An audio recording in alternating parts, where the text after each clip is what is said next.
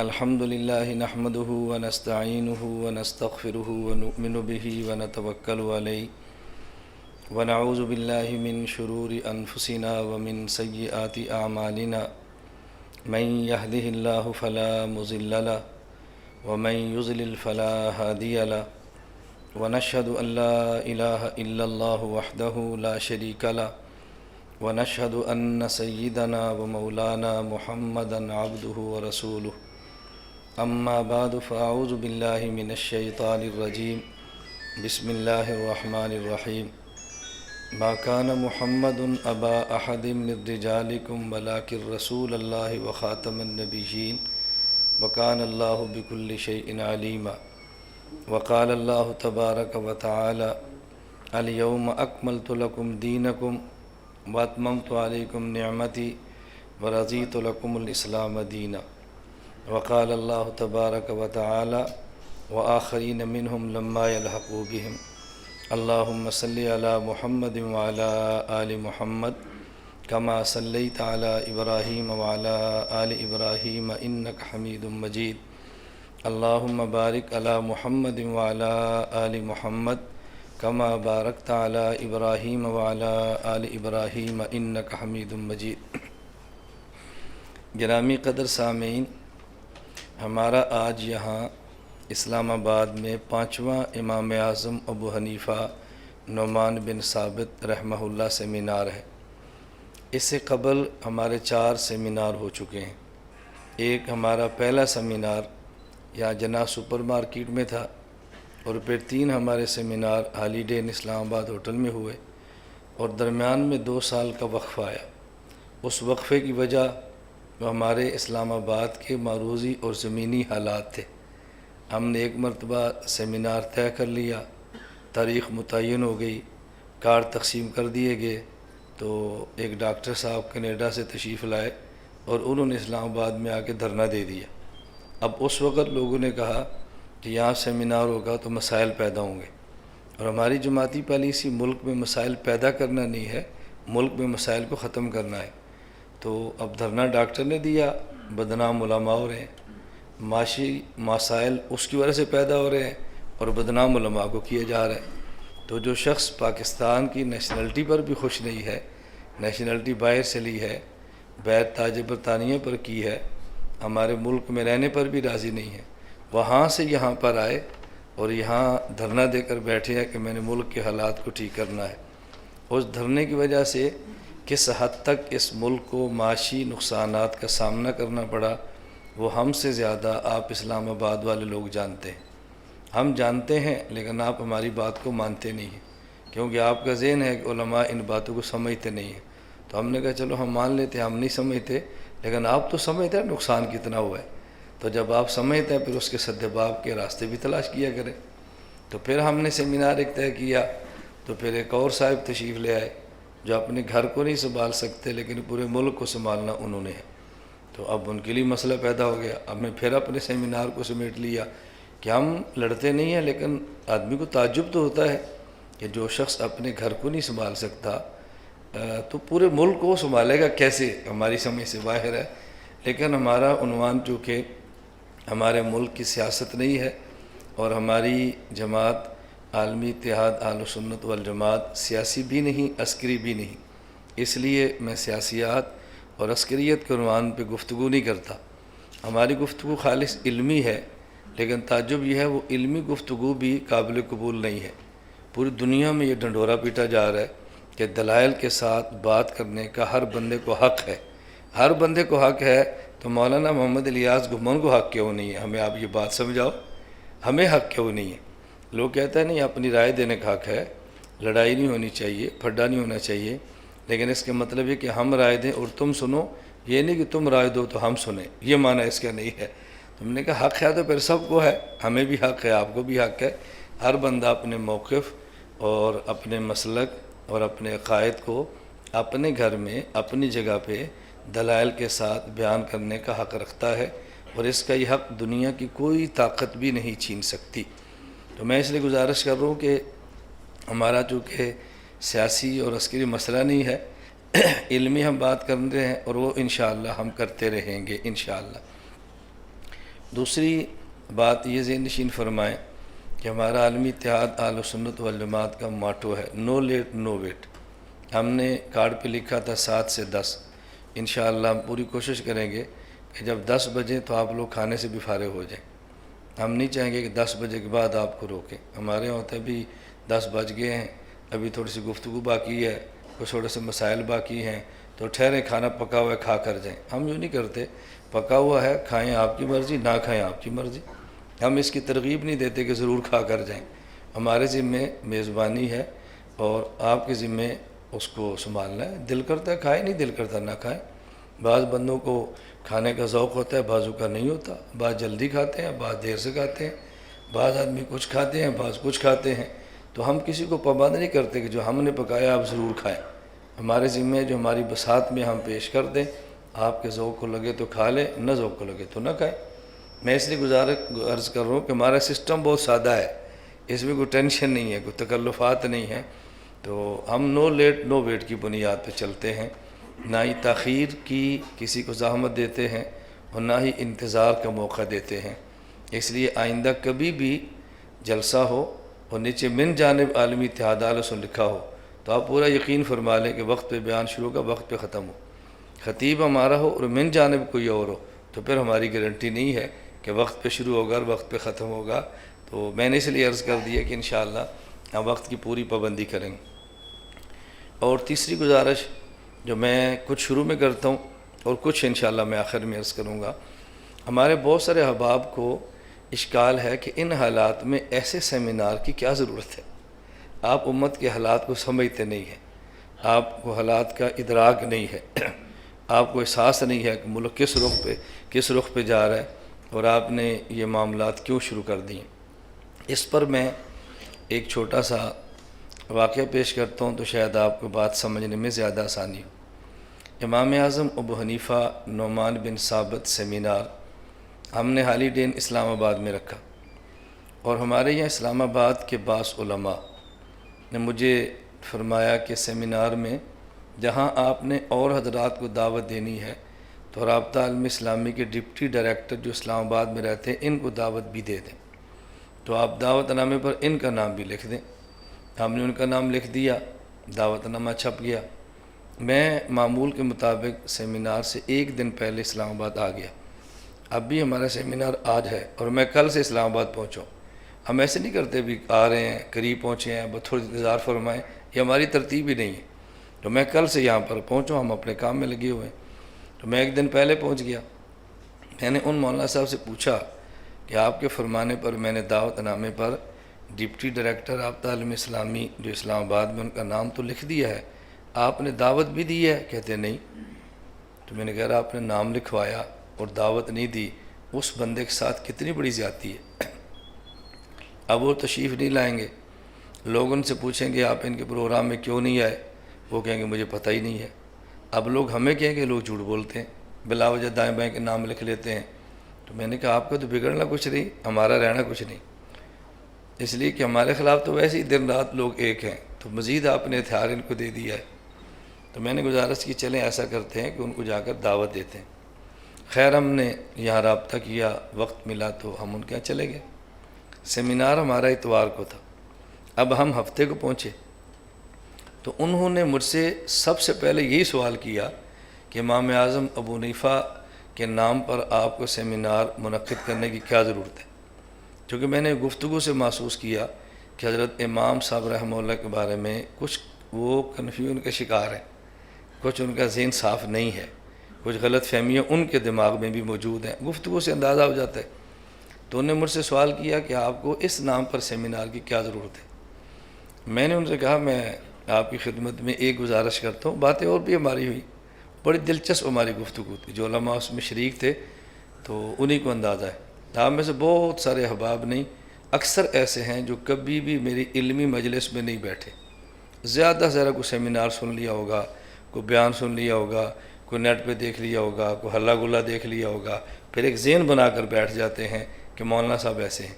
جب نجی مجالس پہ بیٹھیں یا گفتگو علمی مسائل کی ہو تو پھر ہی کسی بندے کے بارے میں فیصلہ رائے قائم کی جا سکتی ہے کہ بندہ کیسا ہے.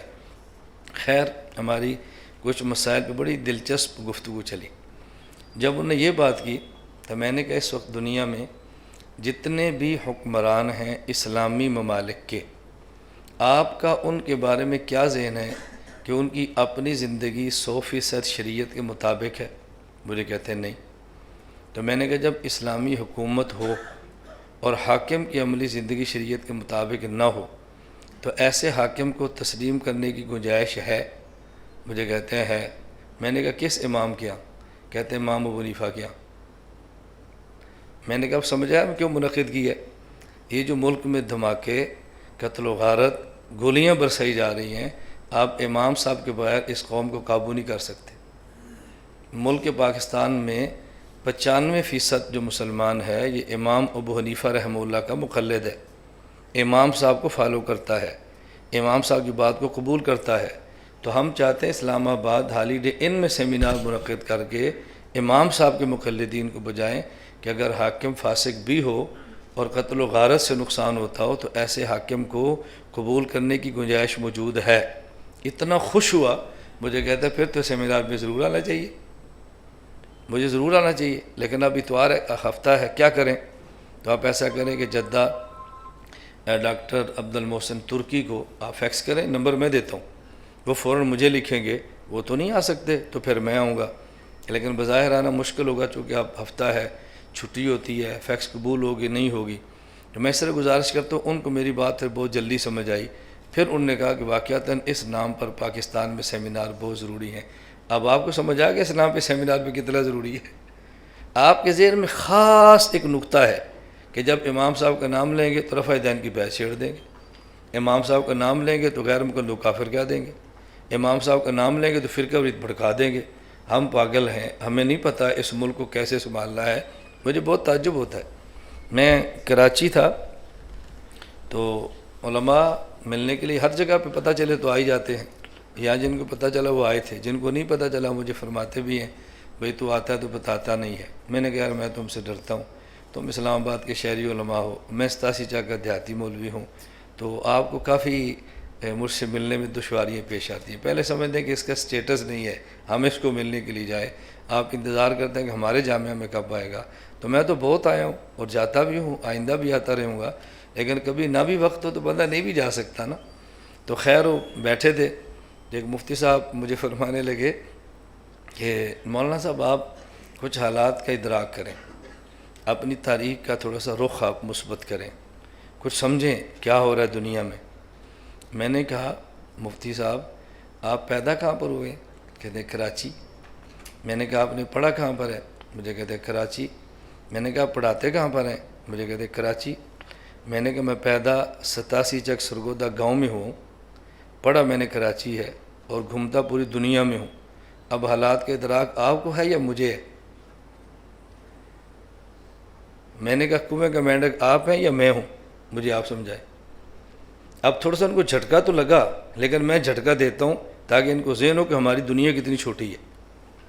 میں نے کہا میں تو ہر مہینے 1-2 ملک سفر کرتا ہوں، ہر مہینے 11 گھنٹے میرا جہاز اڑتا ہے دوسرے ملک جانے کے لیے، تو مجھے نہیں پتہ دنیا میں کیا ہو رہا ہے۔ عجیب بات ہے، میں پیدا دیہات میں ہوں، پڑھا میں نے کراچی ہے اور کام میں دنیا میں کرتا ہوں، اور مجھے آپ سمجھا رہے ہیں کہ تجھے حالات کا نہیں پتہ۔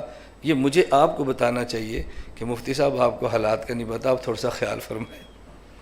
میں نے کہا بھئی کراچی میں پیدا ہونے کا معنی یہ نہیں ہے جو آپ فرما رہے ہیں۔ یہ میں بات اس لیے عرض کروں، میری عادت ہے میں کھلی بات کرتا ہوں، اور میں بحمداللہ داعی اور مبلغ ہوں، اور داعی جو سامعین سے متاثر ہو وہ داعی کہلانے کے قابل ہی نہیں ہے، چاہے جائے کہ وہ داعی بننے کے قابل ہو۔ اگر میں حالات سے متاثر ہوتا تو کب سے میں نے کام چھوڑ دیا ہوتا، کب سے۔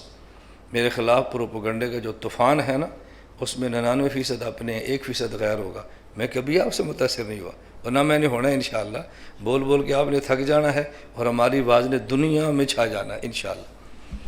اور الحمدللہ میں اللہ کا شکر ادا کرتا ہوں کہ آپ پاکستان کے کسی شہر اور گاؤں میں جاؤ اور دنیا کے کسی ملک میں جاؤ، تو اور آپ سے لوگ پوچھیں گے آپ کہاں سے آئے یا پاکستان سے، وہ کہیں گے مولانا الیاس کے ملک کو جانتے ہیں؟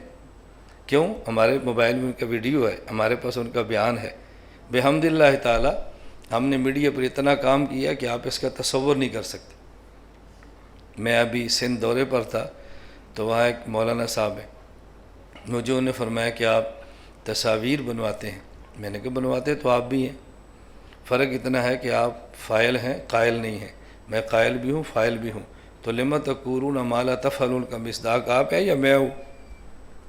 میں تو افعل ما اقول ہوں، آپ لما تفعل ما تقول ہو. کوئی سمجھ آ رہی ہے بات آپ کو؟ یہ چھوٹی چھوٹی باتیں آپ کو سمجھیں گے نا تو آپ کو ٹینشن کبھی نہیں ہوگی. میں نے کہا جو بندہ جائے قائل نہ ہو پھر بھی بنائے، اشکال تو اس پر ہے، اور جو قائل ہو پھر بنائے اس کے بنوانے پر اشکال نہیں ہوتا، اس کے قائل ہونے پر اشکال ہوتا ہے. شاید میری بات آپ سمجھے ہیں یا میں نہیں سمجھا سکا. ایک بندہ قائل نہ ہو اور فاعل ہو اس پر اشکال ہوگا نا، جب آپ قائل نہیں تو فاعل کیوں ہیں. اور جو بندہ قائل بھی ہو فاعل بھی ہو اس کے فاعل ہونے پر اشکال نہیں ہوتا، قائل ہونے پر اشکال ہوتا ہے. اس سے یہ بات نہ کرو تو بنواتا کیوں ہے، اس سے پوچھو تو قائل کیوں ہے. میں نے کہا جب جی چاہے ہم سے گفتگو کر لو، آپ کو اپنے علم کا پیمانہ سمجھ آ جائے گا آپ کتنی دنیا میں رہتے ہیں. کسی آدمی کے دیہات میں ہونے کا معنی ہرگز یہ نہیں ہے کہ اس کی علوم پہ دسترس نہیں ہے. اور اب گلوبلائزیشن کا دور ہے، اب اسلام آباد بہت آگے نہیں ہے. آپ یہ دماغ سے جھٹک دو کہ اسلام آباد بہت آگے ہے اور مولانا کا گاؤں بہت پیچھے ہے. اب گلوبلائزیشن ہے، پوری دنیا ایک دیہات ہے. جو بات ہم یہاں کہتے ہیں پوری دنیا سنتی ہے. کیا اسلام آباد اور کیا 87 جنوبی میڈیا نے فاصلے دونوں کے سمیٹ کے رکھ دی. میں اس لیے گزارش کر رہا ہوں کہ آپ ذہن میں رکھیں کہ میں اسلام آباد سے متاثر نہیں ہوں، اور متاثر ہونا اس شخص کا کام ہے جو صحابہ کی زندگی نہ پڑھتا ہو، جو ائمہ فقہا کو نہ جانتا ہو. وہ جس نے صحابہ کو پڑھا ہو رضی اللہ عنہ اور ائمہ فقہا محدثین کو پڑھا ہو، وہ کبھی بھی حالات سے متاثر نہیں ہوتا، کبھی بھی متاثر نہیں ہوتا. اس لیے انشاءاللہ ہم آئندہ بھی متاثر نہیں ہوں گے، اور ماشاءاللہ پہلے بھی متاثر نہیں ہوئے، نہ پہلے تھے نہ آئندہ ہوئے. یہ میں قصداً ایسی باتیں عرض کرتا ہوں، اور میں نے اس وقت اپنی جماعت سے خود عرض کیا تھا کہ اس وقت سیمینار میں بس ون مین شو ہوگا، میرا اکیلا بیان ہوگا. اس وقت 7 بیانات آپ نے جمع نہیں کرنے. کیوں؟ لوگ اعتراض کرتے ہیں. ہم عزت کے لیے بہت سارے حضرات کو بلاتے ہیں کہ لوگ سنیں، آخر مجھے لوگ کہتے ہیں ہم تو آپ کو سننے کے لیے، آپ نے تو بیان کیا ہی نہیں ہے. تو میں نے کہا چلے اس وقت سارا بیان ہی میں کرتا ہوں. میں تو بحمدللہ 10 بجے تک بھی چلتا رہوں گا تو آپ کو محسوس ہوگا کہ ہماری اپنے موضوع پر تیاری کتنی ہے. لیکن انشاءاللہ ہم نے آپ کو 10 بجے کھانے سے بھی فارغ کرنا ہے تاکہ پورے وقت پہ آپ تشریف لے جائیں اور آپ کا وقت بالکل ضائع نہ ہو. تو میں خیر عرض کر رہا تھا کہ آپ کے ذہن میں ہو کہ ہم یہ کام کیوں کرتے ہیں. یہ نہیں کہ ہمیں حالات کا اندازہ نہیں ہے، ہمیں حالات کے ادراک نہیں ہے اور ہم ماحول کو سمجھتے نہیں ہیں. میں ایک چھوٹی سی گزارش کرتا ہوں. گزشتہ کل ہم اسلام آباد میں ایک ایسے رہنما کے پاس تھے جن کو آپ سب جانتے ہیں، اس لیے میں نام نہیں لیتا، شاید ان کا ماننے والا کوئی یہاں آیا بھی ہو. ہم بیٹھے ہوئے تھے تو مجھے انہوں نے یہ بات سمجھائی کہ آپ عالمی حالات دیکھو، مسلمانوں کے خلاف گھیرا کتنا تنگ کیا جا رہا ہے، اور آپ نے جو گفتگو شروع کر رکھی ہے اس کا نقصان کتنا ہو رہا ہے. میں نے کہا جو گفتگو میں نے شروع کر رکھی ہے کبھی آپ نے سنی ہے؟ کبھی میری گفتگو آپ نے سنی ہے؟ ابھی میں آپ کو ملنے کے لیے اور آپ نے نصیحتیں شروع کی ہیں. کبھی آپ میرے پاس آئے مجھے سمجھانے کے لیے؟ کبھی مجھ سے آپ نے رابطہ کیا ہو کہ میں حالات خراب کر رہا ہوں تو مجھے سمجھاؤ؟ کبھی آپ نے صبر کیا ہے؟ ابھی تو ملنے کے لیے، اب تو حال چال گپ شپ لگاؤ، آنے والے کا دل جیتو تاکہ دوبارہ پھر آئے. آنے والے کے کاز پہ چوٹ مارو تو دوبارہ تھوڑا ہی وہ آتا ہے. میں نے کہا اسلام آباد میں رہ کے یہ چیزیں تو آپ سیکھیں کہ بندے نے دوبارہ اپنے ہمارے پاس کیسے آنا ہے. خیر میں نے ایک ان سے بات کی، میں آپ کی خدمت میں بھی عرض کرتا ہوں. میں نے کہا حالات آج بھی خراب ہیں، اور اس سے بدتر حالات اس وقت تھے کہ جب برطانیہ نے باضابطہ بر صغیر پر حکومت کی تھی. باضابطہ ہندوستان، بنگلہ دیش، پاکستان، باضابطہ حکومت کس کی تھی؟ برطانیہ کی. اور ہمارے علماء برطانیہ سے آزادی حاصل کرنے کے لیے باضابطہ لڑ رہے تھے، جیلیں کاٹ رہے تھے، مارے کھا رہے تھے. میں نے کہا آج ہمیں یہی خدشہ ہے نا، اسی کے لیے ہم کوشش کر رہے ہیں بھی سب کو اکٹھا کرو. اور جس شخص نے بہت زیادہ اکٹھا کیا اس کا نام شیخ الہند مولانا محمود الحسن دیوبندی رحمۃ اللہ علیہ. حضرت نے ساری طاقتوں اکٹھا کیا اور ہندوستانی ہونے کی بنیاد پہ اکٹھا کیا. یہ نہیں کہ مسلمان ہے نا، ہندوستانی ہے، خواہ مسلمان ہے، خواہ سکھ ہے، خواہ ہندو ہے، خواہ کوئی ہے، بس ہندوستانی ہے. اکٹھے ہو جاؤ کہ ہم نے ہندوستان آزاد کرانا ہے. جب آزاد ہو گیا تو پھر دیکھیں گے کہ حکومت ہندو کرے گا، مسلمان کرے گا، بات کا مسئلہ ہے، لیکن سب کو اکٹھا کرنا چاہیے. میں نے کہا شیخ الہند رحمہ اللہ نے سب کو اکٹھا کیا، لیکن شیخ الہند کی پالیسی کیا تھی؟ خارجی فتنوں پہ نظر ہے، سب کو اکٹھا کرنا چاہ رہے ہیں، اور داخلی فتنوں پہ کیسے نظر ہے؟ ان دنوں میں ایک مولوی صاحب نے انگریز کے کہنے پہ ایک شرارت شروع کر دی تاکہ امت کا اتحاد ٹوٹ جائے اور لوگ الگ الگ ہو جائیں۔ اس مولانا صاحب کا نام تھا محمد حسین بٹالوی صاحب، اور انہوں نے کام کیا ایک اشتہار چھاپ دیا، اشتہار پہ 10 مسئلے لکھ دیے، آمین، رفع دین، فاتحہ، 10 مسئلے، اور کہہ دیا کہ میرا چیلنج ہے، جو اس کا جواب دے گا فی مسئلہ میں اس کو 10 روپے دوں گا۔ اب عجیب مسئلہ شروع ہو گیا، ہمارے شیخ الہند صاحب کو اکٹھا کر رہے ہیں اور مولانا صاحب نے اشتہار چھاپ دیا۔ ارے شیخ الہند رحمۃ اللہ علیہ نے اس اشتہار کا جواب دیا اور نام لکھا ادلہ کاملہ، جواب دے دیا، نام لکھا ادلہ کاملہ۔ اور مولانا صاحب نے شیخ الہند کی کتاب کا جواب دیا، نام لکھا مفتاح الادلہ۔ ہمارے بابا جی نے پھر جواب الجواب دیا اور نام لکھا ایضاح الادلہ۔ 150 سال گزرنے والا ہے، ابھی تک اس کتاب کا جواب نہیں آیا۔ اب میں آپ کو کیا سمجھانا چاہتا ہوں، شیخ الہند رحمہ اللہ نے سب کو اکٹھا کیا، لیکن جو ساتھ اکٹھے تھے جب انہوں نے سر اٹھایا، شیخ الہند نے ان کو بھی دبایا ہے۔ بھئی آپ کو ساتھ رکھنے کا معنی یہ نہیں ہے کہ تم ہمارے خلاف اشتہار چھاپنے شروع کر دو۔ میری گزارش سمجھ آئی؟ تو ساتھ رکھنے کا یہ معنی تھوڑا ہے کہ اشتہار چھاپنے شروع کر دو۔ ابھی مارچ میں چند دن قبل آپ کے علم میں ہے، لاہور ایک اجلاس تھا، حضرت مولانا سمیع الحق صاحب دامت برکاتہم نے اجلاس بلایا اور تقریباً کل جماعتی اجلاس تھا، اس میں سب حضرات تھے۔ اجلاس کے بارے میں آراء بھی چل رہی تھی، مشاورت بھی ہو رہی تھی۔ میری ساری گفتگو وہ میڈیا پر موجود ہے۔ میری عادت ہے کہ میں مخفی باتیں نہیں کرتا، دیکھو کیمرے لگے، یہ کل ساری گفتگو دنیا میڈیا پر جائے گی، کسی کو اعتراض ہے تو بتاؤ، میں نے غلط بات کی تو مجھے سمجھاؤ۔ میں نے وہاں پہ یہ کہا کہ آپ لوگوں کا اتحاد ہے، ہم اس کی قدر کرتے ہیں، لیکن دفاع پاکستان کے نام پر بھی آپ لوگوں نے اتحاد کیا تھا۔ میں نے کہا ہم نے اس کی مخالفت نہیں کی، ہم نے تائید کی ہے، چونکہ ہم پاکستان کے دفاع کو جان دے کر بھی کریں گے، اپنے خون کا آخری قطرہ پیش کر پاکستان کو بچائیں گے۔ میرا اشکال یہ ہے، یہ دفاع پاکستان تھا، یہ دفاع تنظیمات تھا۔ اگر آپ نے دفاع پاکستان کرنا تھا تو پاکستان کا پرچم رکھتے، باقی جماعتیں پرچم دفن کر دیتی، دنیا دیکھتی کہ پاکستان کا دفاع ہو رہا ہے۔ تم تو جھنڈوں اور پرچموں کی لڑائی لڑ رہے تھے، پاکستان کا دفاع کیا ہو رہا ہے؟ اب یہ بات میری غلط ہے یا ٹھیک ہے، آپ فیصلہ کریں۔ میں اب بھی کہتا ہوں کہ ہم نے پاکستان کا تحفظ کرنا ہے، انشاءاللہ کرنا چاہیے کہ نہیں؟ جان دینی پڑی تب بھی دیں گے، خون دینا پڑا تب بھی دیں گے، سب کچھ قربان کر دیں گے، اور پاکستان کو ہرگز نہیں ٹوٹنے دیں گے۔ اور جو پاکستان میں دھماکے، قتل و غارت تو بہت بات کا مسئلہ ہے، ہم کہتے ہیں جو پاکستان کے توڑنے والا دماغ ہے اس دماغ کو بھی ختم کر دینا چاہیے، چاہے جائے کہ آدمی دھماکے اور قتل و غارت کرے۔ لیکن جب دفاع پاکستان کا کرنا ہے تو پرچم کس کا ہونا چاہیے؟ یہ میری رائے غلط ہے تو مجھے سمجھاؤ، ٹھیک ہے تو اس کو قبول فرما لو۔ میں 14 اگست کو اپنے سرگودا استحکام پاکستان سیمینار بھی کرتا ہوں اور استحکام پاکستان ریلی بھی نکالتا ہوں۔ شاید علماء یہ کام اسلام آباد کرتے ہوں گے، مجھے نہیں پتہ، نہیں کرتے ہوں گے، مجھے نہیں پتہ۔ میں اپنے سرگودا 14 اگست کو استحکام پاکستان سیمینار بھی کرتا ہوں، استحکام پاکستان ریلی بھی نکالتا ہوں۔ نام ریلی ہوتا ہے لیکن پورا ریلا ہوتا ہے، کبھی آپ دیکھیں اس کو۔ اور میں سب سے کہتا ہوں، کیونکہ ہمارے یہاں مختلف کارکن ہیں، مختلف جماعتیں ہیں، میں نے کبھی جمعیت کے آئیں، نون کے آئیں، کاف کے آئیں، پی پی کے آئیں، تحریک انصاف کے آئیں، جو آئیں، میری طرف سب کو دعوت ہے، لیکن میری ریلی میں آنے والا کوئی بھی اپنی جماعت کے پرچم نہ لائے، سب پاکستان کا پرچم اٹھا کر لائیں۔ 14 اگست کو پاکستان بنا تھا، جماعتیں نہیں بنی تھی، تو پاکستان کا دفاع کرنا ہے، جماعتوں کا دفاع کرنا ہے۔ میں تو یوں پاکستان کے لیے ریلیاں نکال دوں۔ آپ آج آئیں، کبھی آپ میرے مدرسے میں کبھی آئیں، میرا جو بند کمرے کا ٹیبل ہے نا، وہاں بھی پاکستان کا پرچم پڑا ہوگا، آپ آ کر تو دیکھیں۔ اب آپ اندازہ فرمائیں مجھے پاکستان سے کتنی محبت ہوگی، اور میں کیسے برداشت کرتا ہوں تو پاکستان ٹوٹے۔ ہم کیسے برداشت کرتے ہیں فرقہ واریت کی آگ پاکستان میں بھڑکے؟ کوئی بیوقوف شخص ہی ہوگا جو ملک میں فرقہ واریت کی آگ بھڑکائے یا پاکستان کی قتل و غارت کو برداشت کر لے، سوچا بھی نہیں جا سکتا۔ میں نے یہ تھوڑی سی گفتگو ابتدا میں عرض کی ہے، میں نے کہا کچھ میں آخر میں بھی عرض کروں گا، صرف یہ بات سمجھانے کے لیے کہ ہمارے سیمینار کا مقصد کیا ہے۔ ہمارے یہاں ایک پروپیگنڈا اتنا شدید کر دیا گیا ہے کہ جب بھی کوئی بندہ کہے گا امام ابو حنیفہ تو لوگ کہیں گے یہ اہل حدیث کے خلاف تقریر ہونے لگی ہے۔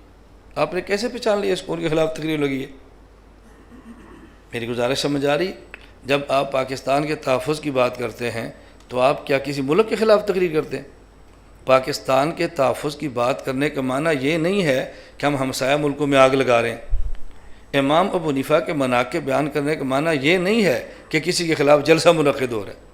یہ کتنی منفی سوچ پھیلا دی گئی ہے اور ایسا پروپیگنڈا کر دیا گیا ہے تاکہ کوئی بندہ اپنے مسلک پر اپنے مجمع بات نہ کرے، نہیں جی فرقہ واریت پھیلائی جا رہی ہے۔ فرقہ واریت کا نصور ہے اور یہ صرف زبان سے ختم نہیں ہونا، اپنی عملی زندگی سے ختم کرنا ہے انشاءاللہ۔ دہشت گردی صرف بولنے سے ختم نہیں ہونی، عملی زندگی سے ختم ہونی ہے، اور جس حد تک اللہ نے توفیق عطا فرمائی ہم ان دونوں لعنتوں سے اپنے ملک کو صاف ضرور کریں گے انشاءاللہ۔ تو میں نے یہ مختصر سی ابتدائی گفتگو کی ہے تو آپ کے ذہن میں رہے حضرت امام صاحب کے نام پر ہم نے سیمینار منعقد کیوں کیا ہے۔ کچھ تھوڑی بات تو سمجھ آ گئی نا، ساری نہیں سمجھ آتی، تھوڑی بہت آ جائے بس بہت ہے، پہلی دفعہ ساری نہیں آئے گی۔ اور میں سمجھتا ہوں کہ میرے اس گفتگو پر تبصرے کیا ہونے ہیں وہ تبصرے ذہن میں رکھ کے میں بات کرتا ہوں، لیکن بات ہم پوری سمجھانے کی کوشش کرتے ہیں۔ میں اب حضرت امام صاحب رحمۃ اللہ علیہ کے حوالے سے چند ایک باتیں آپ کی خدمت میں پیش کرتا ہوں، اور اس کے آخر میں انشاءاللہ میں سیمینار کے حوالے سے بھی ایک دو باتیں عرض ضرور کروں گا۔ پہلی بات سمجھیں کہ حضرت امام اعظم ابو حنیفہ نعمان بن ثابت رحمہ اللہ تعالی، ان کی شخصیت پر میں بات کروں گا، لیکن پہلے بنیادی بات سمجھ لیں۔ حضرت امام اعظم ابو حنیفہ نعمان بن ثابت رحمہ اللہ تعالی، ہم قرآن کریم کے موجود ہونے کے باوجود، حدیث پاک کے موجود ہونے کے باوجود پھر بھی ان کی تقلید کیوں کرتے ہیں؟ کیا قرآن کریم کافی نہیں ہے؟ کیا حدیث پاک کافی نہیں ہے؟ کیا اللہ کے رسول صلی اللہ علیہ وسلم کافی نہیں ہے؟ کیا صحابہ کرام کافی نہیں ہیں؟ ان سب کے ہونے کے باوجود ہمیں امام اعظم ابو حنیفہ نعمان بن ثابت رحمہ اللہ کی تقلید کرنے کی ضرورت کیوں پیش آئی ہے؟ اس کی وجہ کیا ہے؟ اب ذرا بات اچھی طرح سمجھیں۔ ایک حدیث پاک آپ نے کئی بار سنی ہوگی، میں اگر اس حدیث کے ایک جز پر بات کروں تو بلا مبالغہ مجھے کم از کم 1 گھنٹہ چاہیے، کم از کم۔ میں اس کے ایک جز پر بات کروں تو بلا مبالغہ کم از کم مجھے 1 گھنٹہ چاہیے۔ حدیث پاک کیا ہے؟ رسول اکرم صلی اللہ علیہ وسلم نے ارشاد فرمایا، فضلت علی الانبیاء بست، اللہ رب العزت نے 6 مخصوص انعامات مجھے عطا فرما کے بقیہ انبیاء پر مجھے فضیلت عنایت فرمائی ہے۔ وہ 6 چیزیں کون سی ہیں؟ اوتیت جوامع الکلم، اللہ نے مجھے جوامع الکلم دیے۔ نمبر 2، نصرت بالرعب، میرا مخالف مجھ سے 1 ماہ کی مسافت پر ہوتا ہے تو میرا وہاں اس پر رعب چھا جاتا ہے، اللہ نے یہ رعب کی دولت مجھے دی ہے۔ احلت لی الغنائم، مال غنیمت کو میرے لیے حلال قرار دیا ہے۔ جعلت لی الارض مسجدہ، پوری زمین کو میرے لیے سجدہ گاہ بنایا ہے۔ وطہورا، اور پوری زمین کو میرے لیے پانی کی جگہ پاک کرنے والی بنایا ہے۔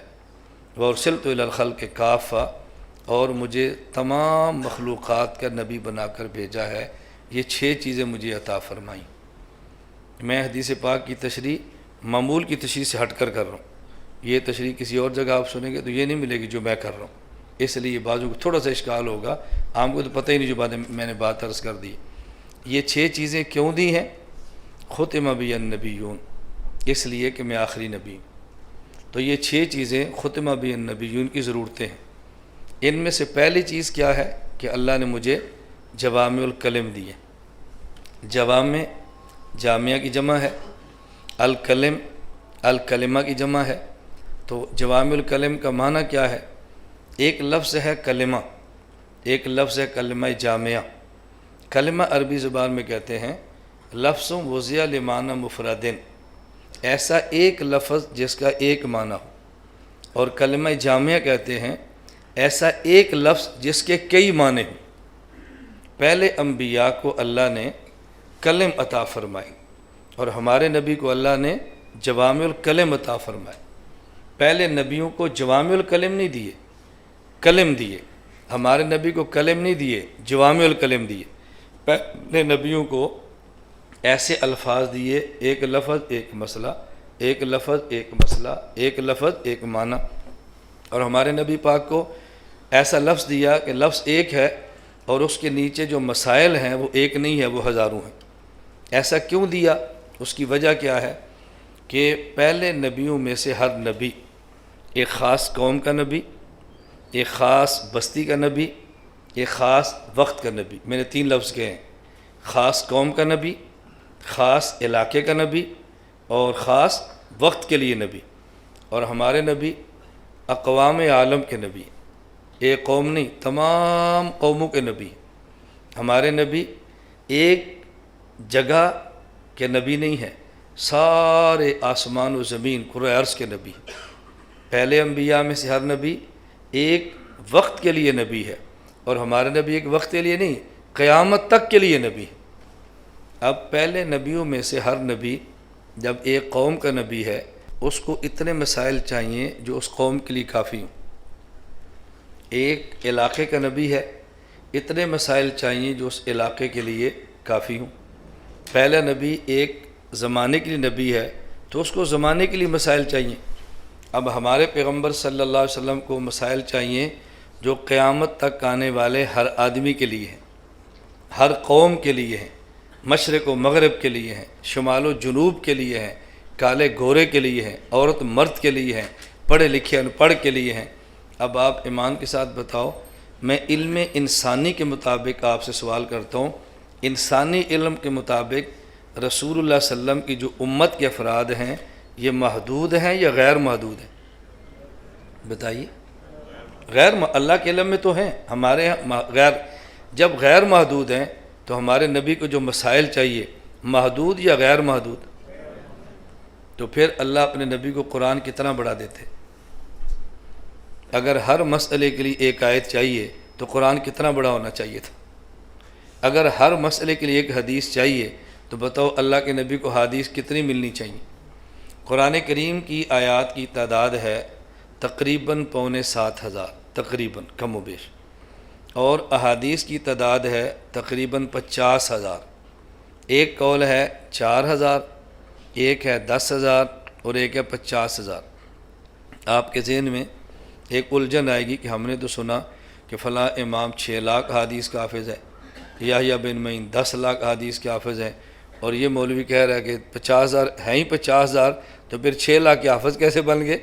یہ بات اچھی طرح سمجھیں۔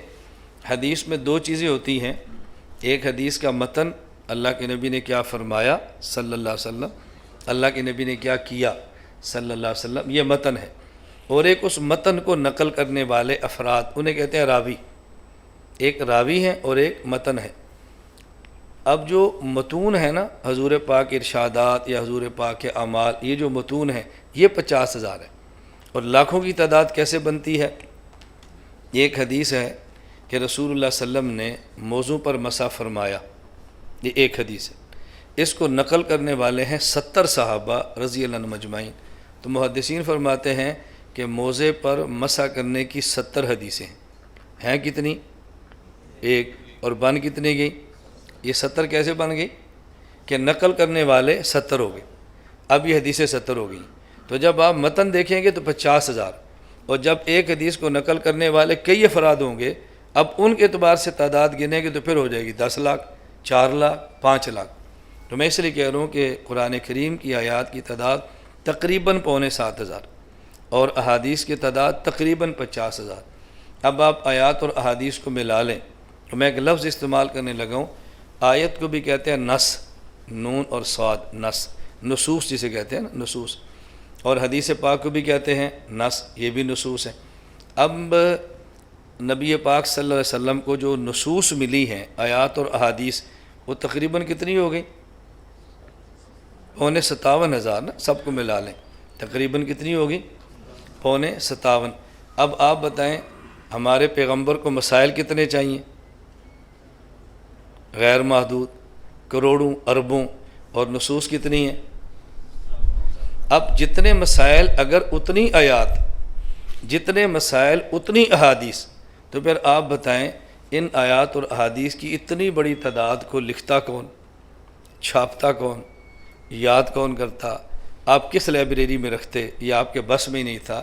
پھر اللہ پاک نے کرم یہ کیا، قیامت تک آنے والے مسائل کے لیے اللہ کے نبی کو آیات اور احادیث محدود عطا فرمائیں، اور ان آیات اور احادیث کے نیچے غیر محدود مسائل رکھ دیے۔ اس کا نام ہے جوامع الکلم۔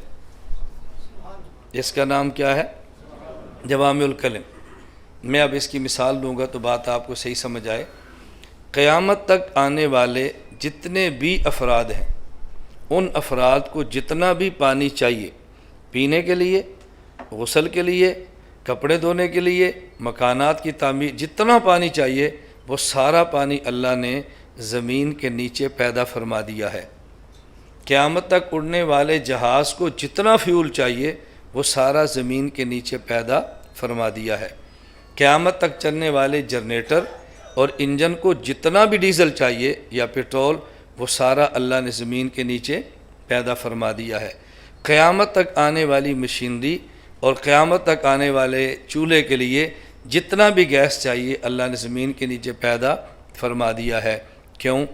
اگر اللہ قیامت تک آنے والے انسان کی ضرورت کے لیے پانی کو زمین کے نیچے رکھنے کی بجائے زمین کے اوپر رکھ دیتے تو آپ بتاؤ سیلاب آتا اور لوگ سیلاب میں تباہ ہو جاتے، کوئی آدمی زندہ رہ سکتا تھا؟ اگر یہ گیس اور پیٹرول اور ڈیزل یہ زمین کے نیچے رکھنے کی بجائے اللہ زمین کے اوپر رکھ دیتے تو امت جھلس کے مر جاتی، آگ لگ جاتی، کوئی آدمی نہ بچتا۔ لیکن اللہ نے کرم کیا کیا، قیامت تک آنے والے آدمی کی ضرورت کے لیے پانی، ڈیزل، آئل، فیول، گیس، یہ سب چیزیں زمین کے نیچے رکھ دی ہیں۔ قیامت تک آنے والے آدمی کو جتنے مسائل چاہیے سارے آیات اور احادیث کے نیچے رکھ دیے ہیں۔ زمین کے اوپر ضروریات کو رکھ دیتے انسان تباہ ہو جاتا، اور مسائل جتنے چاہیے اتنی آیات احادیث دیتے تو جمع کرنا اور سنبھالنا انسان کے بس میں نہ ہوتا۔ اللہ پاک نے کرم کیا کہ انسانوں کے لیے اربوں مسائل آیات حدیث کے نیچے رکھ دیے، اور اس کو نکالنے کے لیے امت کو فقہا عطا فرما دیے۔ جب کوئی مسئلہ پیش آئے گا تو قرآن کی آیت کے نیچے ہوگا، فقی وہاں سے نکال کے دے گا۔ جب کوئی مسئلہ پیش آئے حدیث کے نیچے ہوگا، فقی نکال کے دے دے گا۔ بالکل اسی طرح کہ قیامت تک آنے والے کو آدمی کو جب پانی چاہیے تو انجینئر ہوگا جو زمین کے نیچے سے پانی نکال کے دے دے گا۔ اب کوئی بندہ آپ سے پوچھے کہ جب اللہ پاک نے پیٹرول بنا دیا ہے، پیٹرول اللہ نے بنا دیا ہے، پانی بنا دیا ہے، ڈیزل بن گیا ہے، تو پھر کالجوں کی کیا ضرورت ہے؟ انجینئر آپ نے کیا کرنے ہیں؟ کیوں انجینئروں کو مانتے ہو؟ آپ کیا کہیں گے؟ بھئی ہم انجینئر اس لیے نہیں مانتے کہ انجینئر پانی کو پیدا کرتا ہے، اس لیے نہیں مانتے کہ گیس اور پیٹرول کو بناتا ہے، ہم اس لیے بناتے ہیں انجینئر کہ زمین کے نیچے ہماری ضرورت کا جو پانی اور گیس موجود ہے ہم نہیں نکال سکتے، انجینئر ہمیں نکال کے دیتا ہے۔ ہم امام، جب قرآن موجود ہے، حدیث موجود ہے، امام کی کیا ضرورت ہے؟ ہم نے کہا ہم امام اس لیے نہیں مانتے کہ امام مسئلے بناتا ہے، ہم امام اس لیے مانتے ہیں کہ جو مسئلہ قرآن کے نیچے بنا ہوا موجود ہے، حدیث کے نیچے بنا ہوا موجود ہے، ہم نہیں نکال سکتے تو امام قرآن کے نیچے سے مسئلہ نکال کے ہمیں دے دیتا ہے۔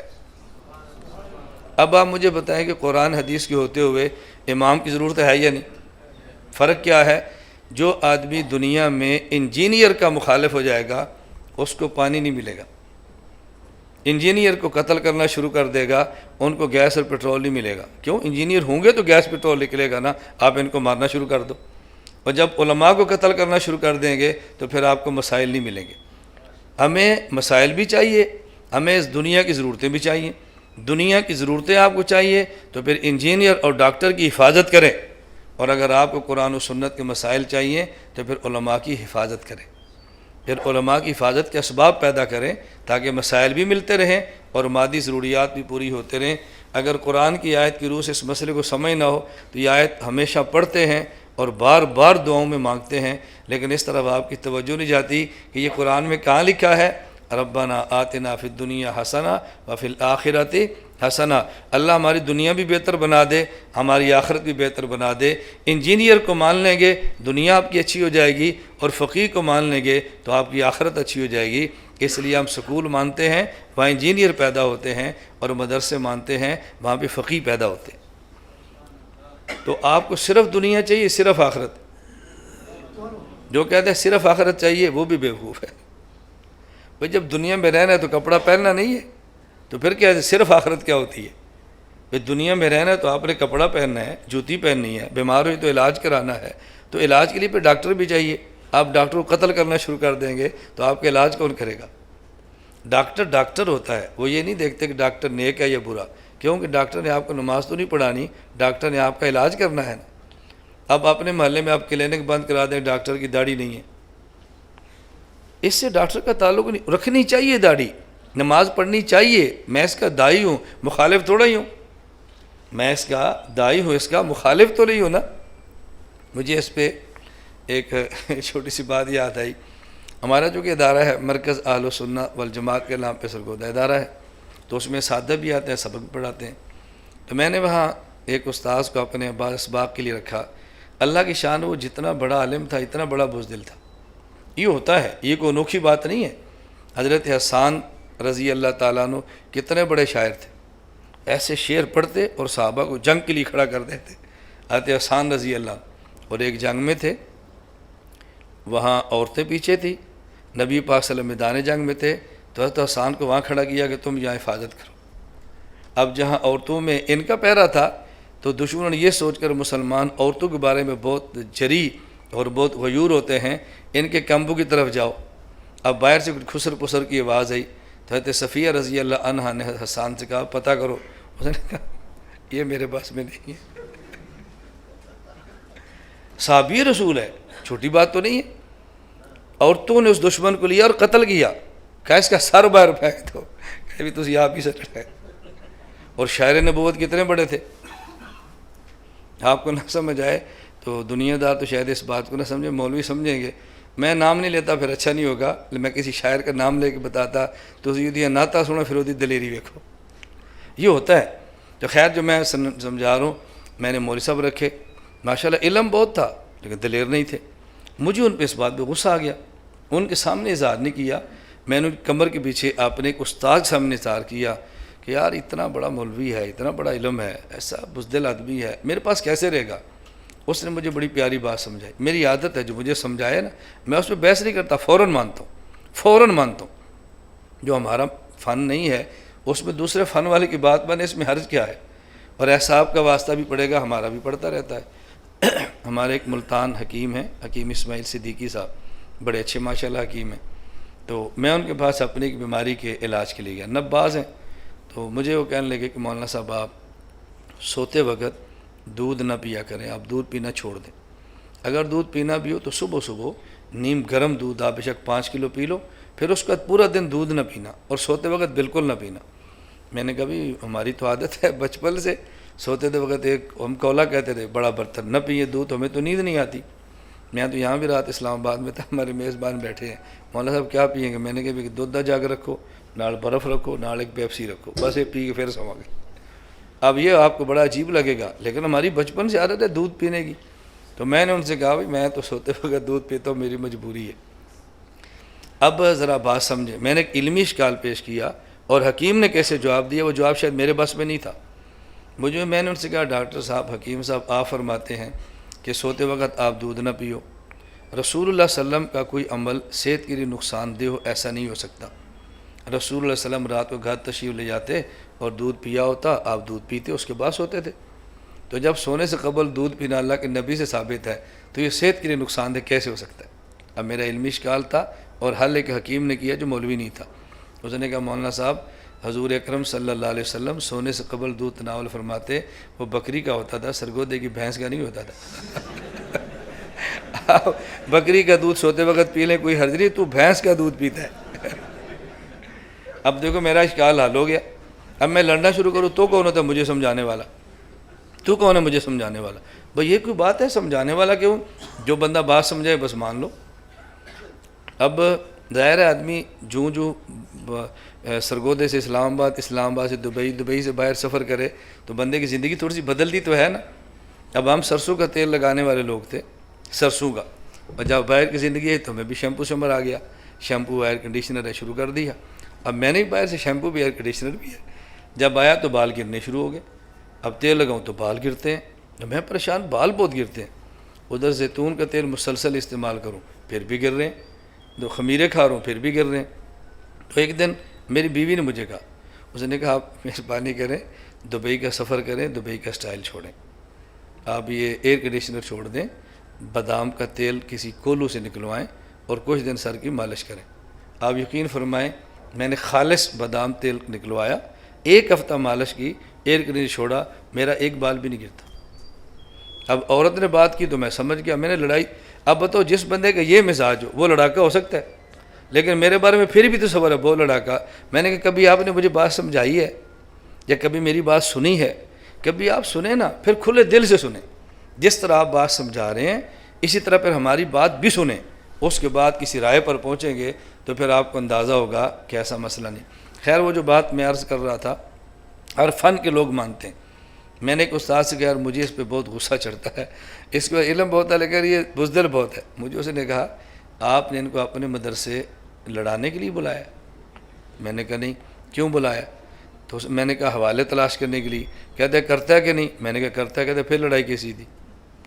بھائی اگر تے انہوں لڑانا ہے پھر تے آخے بزدل ہے، تو وہ دا کام لڑنا ہے ہی نہیں، دا کام ہے حوالے تلاش کرنا، وہ تو کر رہے نا، تو پھر تجھے سمجھ کے وہ نہیں آ رہی۔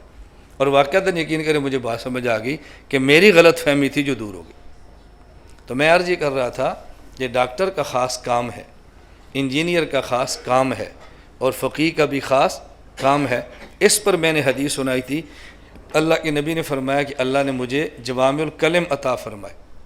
اب جب نبی کو جوامع الکلم ملے ہیں تو جوامع الکلم کا معنی کیا ہے کہ آپ کو مسائل چاہیے، تھوڑی احادیث سے زیادہ مسائل چاہیے، اور وہ آپ کے بس میں نہیں ہے، تو پھر کسی کا آپ کو انتخاب تو کرنا پڑے گا نا، کہ آپ اس بندے کا انتخاب کریں، اور جب مسئلہ پیش آ جائے آپ اسے کہہ دیں، وہ احادیث کے نیچے سے مسئلہ نکالے اور نکال کر آپ کے حوالے کر دے۔ میں اس پر ایک مثال دیتا ہوں تو پھر آپ کو بات جلدی سمجھ آئے گی کہ احادیث کے نیچے سے مسئلے کیسے نکلتے۔ بغداد شہر میں ایک مسئلہ پیش آ گیا، مسئلہ یہ تھا کہ عورت فوت ہو گئی، اور خاتون کے فوت ہونے پر اب اس کو غسل مرد نے نہیں دینا، خاتون نے دینا ہے۔ جس خاتون کو غسل کے لیے بلایا گیا وہ خاتون ماہواری کی حالت میں تھی، مہینے کے مخصوص دنوں میں تھی، اس کا جسم پاک نہیں تھا۔ اب اس عورت نے کہا میں غسل تو دیتی ہوں لیکن میرا جسم پاک نہیں ہے، تو اس حالت میں کوئی عورت میت کو غسل بھی دے سکتی ہے؟ اب یہ مسئلہ پیش آ گیا، کہا جی یہ تو کسی عالم سے پوچھے، ہمیں تو نہیں پتہ۔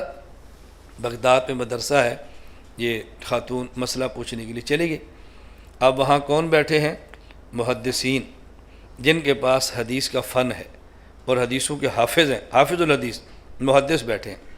اس خاتون نے پوچھا جی شیخ صاحب مسئلہ بتائیں، ماہواری کی حالت میں ناپاک وجود کے ساتھ کوئی عورت میت عورت کو غسل دے سکتی ہے؟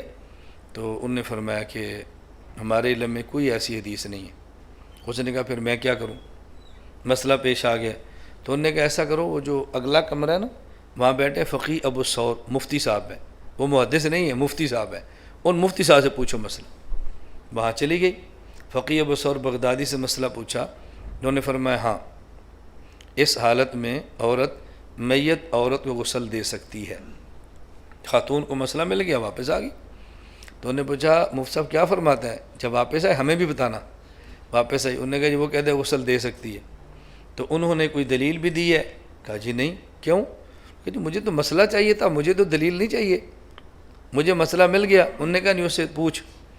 مفتی صاحب کے پاس خاتون گئی تو اس نے پوچھا کہ مفتی صاحب کوئی دلیل بھی ہے؟ فرمایا ہاں حدیث سے ثابت ہے، حدیث اس پر ہے۔ انہوں نے کہا جی کون سی حدیث ہے؟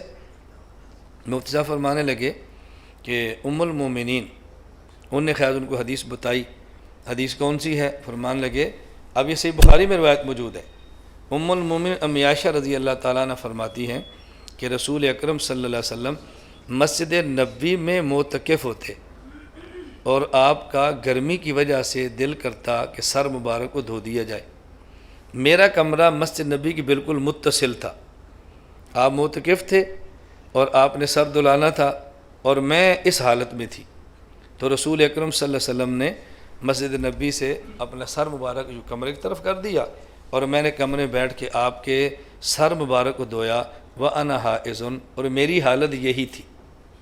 تو مفتی صاحب فرمان لگے جب امی عائشہ اس حالت میں نبوت کا سر دھو سکتی ہے تو مائی تو بھی اس حالت میں عورت کو غسل دے سکتی ہے۔ جو خاتون واپس آئی تو محدثین نے پوچھا ہاں، کہتے جی حدیث میں ہے۔ انہوں نے کہا ہم تو 4 لاکھ حدیثوں کے حافظ ہے، کون سی حدیث ہے؟ انہوں نے کہا یہ حدیث سنائیے۔ اب دیکھو، اب اگر یہ فقیہ نہ ہو تو مسئلہ کیسے نکلے؟ تو حدیث کی اطاعت فقیہ ایسے مسئلہ نکالتا ہے، اور مجتہد یوں مسائل۔ میں نے بہت ساری باتیں کرنی ہیں، ورنہ میں اس پر آپ کو کتنی مثالیں دیتا کہ ایک حدیث سے مسائل کیسے نکالے جاتے ہیں اور اس حدیث سے مسائل آدمی سمجھاتا کیسے۔ میں ایک چھوٹی سی بات، مسئلہ بھی ہے اور دلچسپ بھی ہے، یہ ایسی بات ہے کہ میں یونیورسٹی اور کالجوں میں بھی کروں تو ان کا جی چاہتا ہے کہ یہ مولانا صاحب اور بیان کریں، کیونکہ ہمارے پاس تو سارا مال ہے، مدرسوں کے لیے بھی ہے، کالج کے لیے بھی ہے، ہم اسکول بھی پڑھتے رہے ہیں، مدرسے میں بھی گئے ہیں، دیہات بھی ہے، شہر بھی ہے۔ تو اب ایک شخص اسلام آباد کا نوجوان لڑکا ہے، والد صاحب بیمار ہیں، ہسپتال میں داخل ہیں، وہ والد صاحب کو لے کر جاتا ہے تو ڈاکٹر صاحب کہتے ہیں کہ آپ کے والد صاحب کی صحت تب سنبھلے گی جب آپ اس کو 2 بوتل خون دو گے، تو آجا 2 بوتل خون کا انتظام کرو۔ اب اس لڑکے کا مسئلہ چونکہ نیک ہے، دیندار ہے، قرآن حدیث سے تعلق ہے، تو وہ کہتا ہے ڈاکٹر صاحب میں تو والد صاحب کو خون دینے کے لیے تیار ہوں، لیکن کسی حدیث سے ثابت ہوگا تو خون دیں گے نا، ویسے میں کیسے دے سکتا ہوں؟ ڈاکٹر صاحب کہتے ہیں بیٹا تیرا ابا جی مر رہے ہیں۔ اس نے کہا جی مر جائے، میں تو شریعت کا پابند ہوں نا، اب میں شریعت دیکھوں یا اپنا باپ دیکھوں؟ آپ مجھے کیا بات سمجھاتے ہیں ڈاکٹر صاحب؟ آپ کیا مجھے سمجھاتے ہیں، میں شریعت دیکھوں یا اپنا باپ دیکھوں؟ ڈاکٹر صاحب نے کہا بیٹا ہم نے تو بات بتائی ہے، باقی جا کر مسئلہ پوچھ لو، گنجائش ملتی ہے تو لے آؤ، نہ گنجائش ملے تو آپ کا مسئلہ ہمیں کل نہ کہنا کہ والد صاحب کی ڈیتھ ہوگی۔ اب وہ ایک کے پاس جاتا ہے، بعض لوگوں کے پاس علم نہیں ہوتا نا، تو داڑھی رکھ لیتے اور پھر مسائل شروع کر دیتے ہیں، ہاں جی آپ مجھے بتاؤ۔ اس نے کہا بھی نہیں، کسی بھی حدیث سے ثابت نہیں ہے کہ باپ بیمار ہو تو اس کو 2 بوتل خون دے سکتے ہیں، کیونکہ حدیث میں نہیں ہے، لہٰذا ہم تجھے اجازت نہیں دے سکتے، اب تیری مرضی۔ اب وہ کس کے پاس آتا ہے؟ مفتی صاحب کے پاس۔ مفتی صاحب آپ بتاؤ۔ مفتی صاحب نے فرمایا بالکل آپ والد صاحب کو 2 بوتل کیا 4 بوتل خون دے سکتے ہیں، والد صاحب کی جان بچاؤ۔ مفتی صاحب دلیل؟ وہ فرماتے ہیں حدیث میں۔ حدیث میں؟ جی بالکل حدیث میں۔ کون سی حدیث ہے؟ اب جو پہلے نے مسئلہ بتایا وہ کیا کہہ رہا ہے کہ نہیں خون نہیں دے سکتے، ہاں یہ کر سکتے ہیں کہ آپ ڈاکٹر صاحب سے کہو کہ ابا جی کا تھوڑا سا خون اور نکال لیں۔ اس نے کہا جی اور نکالو تو مر جائیں گے، وہ کہہ رہا ہے خون تو آپ کہتے ہیں نکال لو۔ انہوں نے کہا نبی پاک صلی اللہ علیہ وسلم جب بیمار ہوتے تھے تو آپ پچھنا حجامہ لگواتے تھے تو خون لیتے نہیں تھے، نکلواتے تھے، تو بیماری کی حالت میں خون نکالنا تو سنت ہے، خون لینا سنت نہیں ہے۔ تو میں تو جو حدیث میں وہی بتاؤں گا نا، میں اس کا پابند ہوں، میں اپنی طرف سے دخل نہیں کر سکتا۔ مفتی صاحب سے پوچھا تو انہوں نے فرمایا بھی حدیث سے ثابت ہے۔ کون سی حدیث؟ کہ جب رسول اکرم صلی اللہ علیہ وسلم اپنا علاج کرواتے، حجامہ کرواتے، پچھنا لگواتے اور خون نکالا کرتے تھے، اور نبی کریم صلی اللہ علیہ وسلم کے دور میں یہ عام رواج تھا کہ خون نکالتے اور مریض صحت مند ہو جاتا۔ تو انہوں نے کہا جی ہم نے تو خون نکالنا نہیں مفتی صاحب، خون دینا ہے، شاید آپ میرا مسئلہ نہیں سمجھے۔ فرمایا بیٹا سمجھ گیا ہے، تو دلیل نہیں سمجھا۔ اب دیکھو اپنا خون نکالنا جائز نہیں ہے، کوئی شخص خودکشی کرے تو جائز ہے؟ کوئی شخص خودکشی کرے تو جائز ہے؟ جی خودکشی جائز نہیں ہے۔ جب خودکشی جائز نہیں ہے، اپنی انگلی کاٹنا جائز ہے؟ اپنا تھوڑا سا خون نکالنا جائز ہے؟ تو جب خودکشی بھی جائز نہیں ہے، تھوڑا سا خون اپنا نکالنا بھی جائز نہیں ہے، تو پھر حجامے کے ساتھ 1 پیالہ نکالنا کیسے جائز ہے؟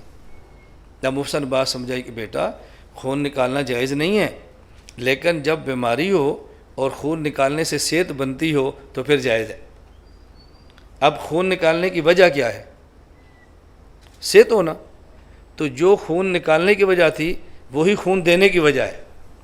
اس دور میں خوراکیں اتنی خالص ہوتی تھی کہ کچھ خون نکالنا پڑتا تھا پھر صحت بنتی، اب خوراکیں اتنی ناقص ہیں کہ کچھ دینا پڑتا ہے پھر صحت بنتی ہے۔ تو جس حدیث سے نکالنا ثابت ہے اسی حدیث سے خون دینا بھی ثابت ہے۔ اب بتاؤ اگر فقی یہ بات نہ بتائے تو آپ کے اسپتالوں میں یہ بلڈ گروپ کا تو مسئلہ ہی ختم ہو جائے، بلڈ بینک تو آپ کو گرانے پڑ جائیں، اور آپ کسی مریض کو خون دے کر بچا ہی نہیں سکتے۔ آپ کب بچائیں گے؟ جب فقی موجود ہوگا۔ یہ فقی نہ ہو، ہسپتالوں کے دروازے بند ہو جائے۔ آپ یقین فرمائیں، میں صرف کہہ رہا ہوں کہ فقی کی ضرورت کتنی شدید ہے، اس کے بغیر جسم انسانی کی حفاظت آپ کے بس میں نہیں ہے۔ تو میں تو تمہید ساری اس پہ باندھ رہا تھا کہ قرآن کریم بھی موجود ہے، حدیث پاک موجود ہے، اللہ کے نبی صلی اللہ علیہ وسلم موجود ہیں، اس کے باوجود بھی فقی کی ضرورت کیوں پیش آئی ہے؟ یہ میرا خیال ہے اب آپ کو سمجھ آ گئی کہ ضرورت کیوں پیش آ گئی ہے۔ اس لیے کہ مسائل اربوں ہیں اور نصوص تھوڑی ہیں، ان تھوڑی نصوص سے مسئلہ نکالنا ہے، اور مسئلہ نکالنا ہر بندے کے بس میں نہیں ہے، لہٰذا میں ایسا فقی چاہیے کہ جو کچھ اصول بھی بنا دے اور پھر اصول سے نکالنا مسائل بھی نکال دے اور مسئلے نکالنے کا طریقہ بتا دے، تاکہ امت کے لیے شریعت پر عمل کرنا آسان ہو جائے۔ تو پہلی بات میں نے سمجھائی کہ قرآن اور حدیث کے ہوتے ہوئے فقی کی ضرورت ہے۔ یہ سمجھ آ گئی ہے؟ میں دوبارہ شروع کروں؟ جی نہیں سمجھ آئی؟ میں دوبارہ شروع کرتا ہوں۔ ہمارا ایک مسئلے پر 2 گھنٹے پورے ہو جائے ہمیں کوئی فرق نہیں پڑتا۔ کیا فرق پڑتا ہے؟ ایک بات تو سمجھ آئے کہ بھی فقی کی ضرورت ہے، اس میں کوئی شک نہیں۔ اب سوال یہ ہے کہ رسول اللہ صلی اللہ علیہ وسلم کے بعد فقی کون سا چاہیے؟ کس کو منتخب کریں، کس کا انتخاب کریں کہ جو یہ ساری آپ کی ضرورتیں پوری کریں؟ بعض لوگ یہ بات فرما دیتے ہیں کہ آپ اس کے بعد حضرت ابو بکر صدیق کی تقلید کر لو، اپنا امام مان لو، حضرت عمر بن خطاب کی تقلید کر لو، ان کو امام مان لو، حضرت عثمان بن عفان کی تقلید کرو، ان کو امام مان لو، حضرت علی بن ابی طالب کی تقلید کرو، ان کو امام مان لو، نہیں تو کسی بھی صحابی رضی اللہ عنہم تقلید کر لو، آپ اپنا ایمان بچا لو۔ سارے خلفائے راشدین، اہل بیت، صحابہ کرام، ان سب کو چھوڑ کر ایک ایسے شخص کی آپ نے تقلید کی ہے جو مکہ میں بھی نہیں، مدینہ میں نہیں، وہ کوفہ میں جا کے رہتا ہے، اور عربی بھی نہیں ہے، فارسی ہے، عجمی ہے، اس کی تقلید تم نے کرنی تھی۔ یا کوئی صحابی لے لیتے، مکہ کا فقیہ ہوتا، مدینہ کا ہوتا، کم از کم عربی تو ہوتا نا، تم نے مانا بھی تو عجمی کو مانا، کس بندے کی تم نے تقلید کیا؟ بات اچھی طرح سمجھو۔ حضور اکرم صلی اللہ علیہ وسلم کے بعد حضرت ابو بکر صدیق، عمر، عثمان، علی خلفائے راشدین، اور 1,24,000 کم و بیش صحابہ کرام ہیں رضی اللہ عنہم مجمعین۔ یا ایک چھوٹا سا نقطہ ذہن نشین فرما لیں، انبیاء علیہ السلام کی تعداد 1,24,000 کم و بیش ہے، صحابہ کرام رضی اللہ عنہم مجمعین کی تعداد 1,24,000 کم و بیش۔ یہ تو آپ نے سنا ہوا ہے نا کہ 1,25,000 تعداد ہے انبیاء کی اور 1,25,000 تعداد ہے صحابہ کرام کی۔ یہ دونوں کی تعداد میں تساوی کیوں ہے؟ وہ بھی 1,25,000 اور یہ بھی 1,25,000، یہ دونوں کی تعداد 1,25,000 کیوں ہے؟ آپ یہ سنیں کہ تعداد 1,25,000 ہے، یہ کیوں ہے نا، یہ آپ ہم فقیروں سے سنو گے، اور ایک مسئلے پر نہیں۔ آپ ہمارے نیٹ پہ آ جائیں، ہماری سروس پہ تھوڑا سا آ جائیں، ہر مسئلے پر آپ کو کیوں کیوں کیوں ملے گا، اور یہ کیوں کا معنی یہ لڑائی نہیں ہے، کیوں کا معنی اس مسئلے پہ دلیل ہے، تاکہ امت کو شرح صدر ہو کہ ہم یہ بات کیوں کرتے ہیں۔ اس کی بنیادی وجہ یہ ہے کہ نبی نمائندہ خدا ہے اور صحابی نمائندہ مصطفیٰ ہے۔ نبی نمائندہ خدا ہے اور صحابی نمائندہ مصطفیٰ ہے۔ اللہ کی بات اگر لینی ہو تو کس سے ملے گی؟ نبی پاک سے، اور نبی پاک کی بات لینی ہو تو کس سے ملے گی؟ صحابی سے۔ تو نبی نمائندہ خدا ہے اور صحابی نمائندہ مصطفیٰ ہے۔ اس پر میں اب دلائل نہیں دے رہا، نبی نمائندہ خدا ہے اور صحابی نمائندہ مصطفیٰ ہے، اور اس پر احادیث موجود ہیں کہ یہ لفظ اللہ کے نبی صلی اللہ علیہ وسلم نے خود فرمائے ہیں کہ نبی نمائندہ خدا اور صحابی نمائندہ مصطفیٰ، خود فرمائے اللہ کے نبی نے۔ یمن میں آپ نے حضرت معاذ کو بھیجا اور پوچھا اگر لوگ مسئلہ پیش کریں کیسے جواب دو گے؟ کہا اللہ کی کتاب سے۔ اگر نہ ملے کیسے جواب دو گے؟ آپ کی سنت سے۔ اگر نہ ملے کیسے جواب دو گے؟ کہا اجتہاد سے۔ اللہ کے نبی نے کیا فرمایا؟ الحمدللہ الذی وفق رسول رسولہ، الحمدللہ الذی وفق رسول رسولہ لما یرضی بہ رسولہ۔ اللہ کے نبی لفظ رسول 2 بار لائے ہیں۔ رسول کا نام ہوتا ہے نمائندہ۔ حضور فرماتے ہیں اللہ تیرا شکر ہے کہ تو نے میرے نمائندے کو اس بات کی توفیق دی جس پہ آپ کا نمائندہ خوش ہے۔ اللہ کے نبی نے اپنے لیے بھی لفظ رسول استعمال کیا حضرت معاذ کے لیے بھی لفظ رسول استعمال کیا، اپنی نسبت خدا کی طرف کی ہے، حضرت معاذ کی اپنی طرف کی ہے، میں نمائندہ خدا کا ہوں، یہ نمائندہ مصطفیٰ کا ہے۔ نبی نمائندہ خدا، صحابی نمائندہ مصطفیٰ۔ اب وجہ سمجھو یہ تعداد 1.25 لاکھ کیوں ہے؟ اللہ رب العزت نے اپنے پیارے حبیب حضرت محمد مصطفیٰ صلی اللہ علیہ وسلم کو یہ اعزاز بخشا ہے کہ میرا محمد، یہ تیرا اعزاز ہے کہ جتنے نمائندے میرے ہیں اتنے نمائندے تیرے، تجھ پر میری نمائندگی ختم ہے، ان پر آپ کی نمائندگی ختم ہے۔ اب تیرے بعد کوئی یہ نہیں کہہ سکتا میں رسول خدا ہوں، تو ان کے بعد بھی کوئی نہیں کہہ سکتا میں رسول مصطفیٰ ہوں۔ تو نمائندے تھے نا۔ اب میں عرض کرنے لگا ہوں، صحابہ کرام میں سے ایک بھی صحابی ایسا آپ کو نہیں ملے گا کہ جس صحابی نے قرآن کریم اور احادیث سے اصول بھی نکالے ہوں، پھر اصول سے مسائل بھی نکالے ہوں، اور پھر باقاعدہ وہ لکھوائے بھی ہوں۔ ایک شخص بھی آپ کو ایسا نہیں ملے گا۔ تو ہمیں تو ایسا بندہ چاہیے کہ جو قرآن سے ضابطے بھی نکالے، احادیث سے اصول بھی نکالے، اور پھر اصول کی روشنی میں مسئلے بھی نکالے۔ ہمیں ایسا امام چاہیے نا جس کی تقلید کریں گے۔ اور کرۂ ارض میں، پوری کائنات میں صحابہ کرام کے بعد پہلا شخص امام اعظم ابو حنیفہ نعمان بن ثابت ہے، جن کے بارے میں امام حاکم، امام سیوطی تک فرماتے ہیں انہو اول من دون علم الشریعہ ورتبہ ابوابا۔ امام ابو حنیفہ پہلا وہ شخص ہے کہ جس نے قرآن و سنت سے مسائل نکال کے ابواب کے اعتبار سے ترتیب دے کے لکھوائے اور امت کو پیش کیے۔ اس کے علاوہ کوئی نام آپ کے علم میں ہے تو مجھے چٹ لکھ دیں، میں امام صاحب کی تقلید چھوڑ کے اس کی تقلید کر لوں گا۔ آپ کرو یا نہ کرو، میں کرنے کے لیے تیار ہوں۔ میں نے آپ کو پہلے مثال دی ہے، میں اپنی رائے عورت کے کہنے پہ چھوڑ دیتا ہوں، حکیم کے کہنے پہ چھوڑ دیتا ہوں، تو آپ جیسے اسلام آباد کے پڑھے لکھے افراد کے کہنے پر نہیں چھوڑوں گا۔ لیکن ہمیں سمجھاؤ تو صحیح نا، یہ تو نہ کہ تمہیں پتہ نہیں ہے، تم دیہات میں رہتے ہو، تم سمجھتے نہیں ہو۔ بھائی نہیں سمجھتے تو سمجھاؤ ہمیں، اور اگر ہمیں نہیں سمجھاتے پھر ہم سمجھاتے ہیں، ہماری بات کو قبول فرما لیں، اس سے کیا فرق پڑتا ہے؟ علم تو وہی اسلام آباد ہے، وہی سرگودا ہے۔ یہ تھوڑا کہ شہر میں علم کوئی اور ہوگا اور دیہات میں علم کوئی اور ہوگا۔ یہ جو اسلام آباد آباد ہوا ہے، یہ اسلام آباد میں بندے پیدا نہیں ہوئے، باہر سے آ کر آئے اور پھر اسلام آباد آباد ہو گئے، اور کوئی فرق تو نہیں پڑتا اس میں۔ میں عرض کر رہا تھا، بات سمجھیں، اب سمجھ آئی۔ میں نے 2 باتیں عرض کی ہیں۔ پہلی بات کہ ہمیں قرآن حدیث کے بعد امام اور فقیہ کی ضرورت کیوں ہے، وہ سمجھ آ گئی۔ دوسری بات، پھر ضرورت ہے تو ہم نے حضرت امام اعظم ابو حنیفہ کا انتخاب کیوں کیا ہے؟ اس لیے کہ اس امت میں سب سے پہلے جس بندے نے ساری ضرورتیں پوری کی ہیں وہ کون ہے؟ حضرت امام اعظم ابو حنیفہ۔ اب لوگ کہتے ہیں جی پہلے ضرورتیں نہیں تھی، ہم نے کہا ضرورتیں تھی، بتانے والے صحابہ تھے۔ اب ضرورتیں ہیں لیکن بتانے والا کون ہے؟ میری گزارش سمجھ آ رہی ہے؟ آپ کے محلے میں ایک ڈاکٹر ہے، آپ جب بیماری ہو تو کہاں جائیں گے؟ ڈاکٹر کے پاس۔ ساتھ والے گاؤں میں ڈاکٹر نہیں ہے، اس اگلے گاؤں میں ڈاکٹر نہیں ہے، اور ڈاکٹر سمجھتے ہیں میں مر جاؤں گا تو میرے بعد کیا بنے گا۔ اب ڈاکٹر صاحب نے کام کیا کرتے ہیں، جو لوگ آتے ہیں مسئلہ دیں، یہ ڈاکٹر صاحب چلے گئے، اب اور ڈاکٹر صاحب آ گئے، لوگ ان سے علاج کرا رہے ہیں۔ ایک اور آ گیا، وہ جو تیسرا ڈاکٹر ہے، اس نے کہا یار پہلے بھی فوت ہو گئے، دوسرے فوت ہو گئے، فوت تو میں نے بھی ہو جانا ہے، تو میں کیوں نہ کروں ان لوگوں کے لیے بیماری کے نسخے لکھ دوں، بخار ہو تو یہ کھانا، سر درد ہو تو یہ کھانا، ٹائیفائڈ ہو تو یہ کھانا، پیٹ درد ہو تو یہ کھانا۔ اس نے نسخوں کی کتاب لکھ دی۔ اب ایمان سے بتاؤ، سب سے پہلا ڈاکٹر ہے بہت بڑا آدمی تھا، اس کے بعد ہے بہت بڑا آدمی تھا، یہ تیسرا رتبے میں ان سے چھوٹا ہے، لیکن آپ کتاب کس کی لوگے، تیسرے کی یا پہلے کی؟ پہلے کی کتاب ہے ہی نہیں، دوسرے کی ہے ہی نہیں، تو کس کی لیں گے؟ تو یہ تیسرا مقام میں ان سے بڑا ہے۔ اللہ کی قسم اربوں ابو حنیفہ مل جائیں، ادنا صحابی کے پاؤں کے خاک کے برابر بھی نہیں۔ اربوں امام حنیفہ پیدا ہو جائیں، سب سے چھوٹے صحابی کے پاؤں کی خاک کے برابر بھی نہیں ہے۔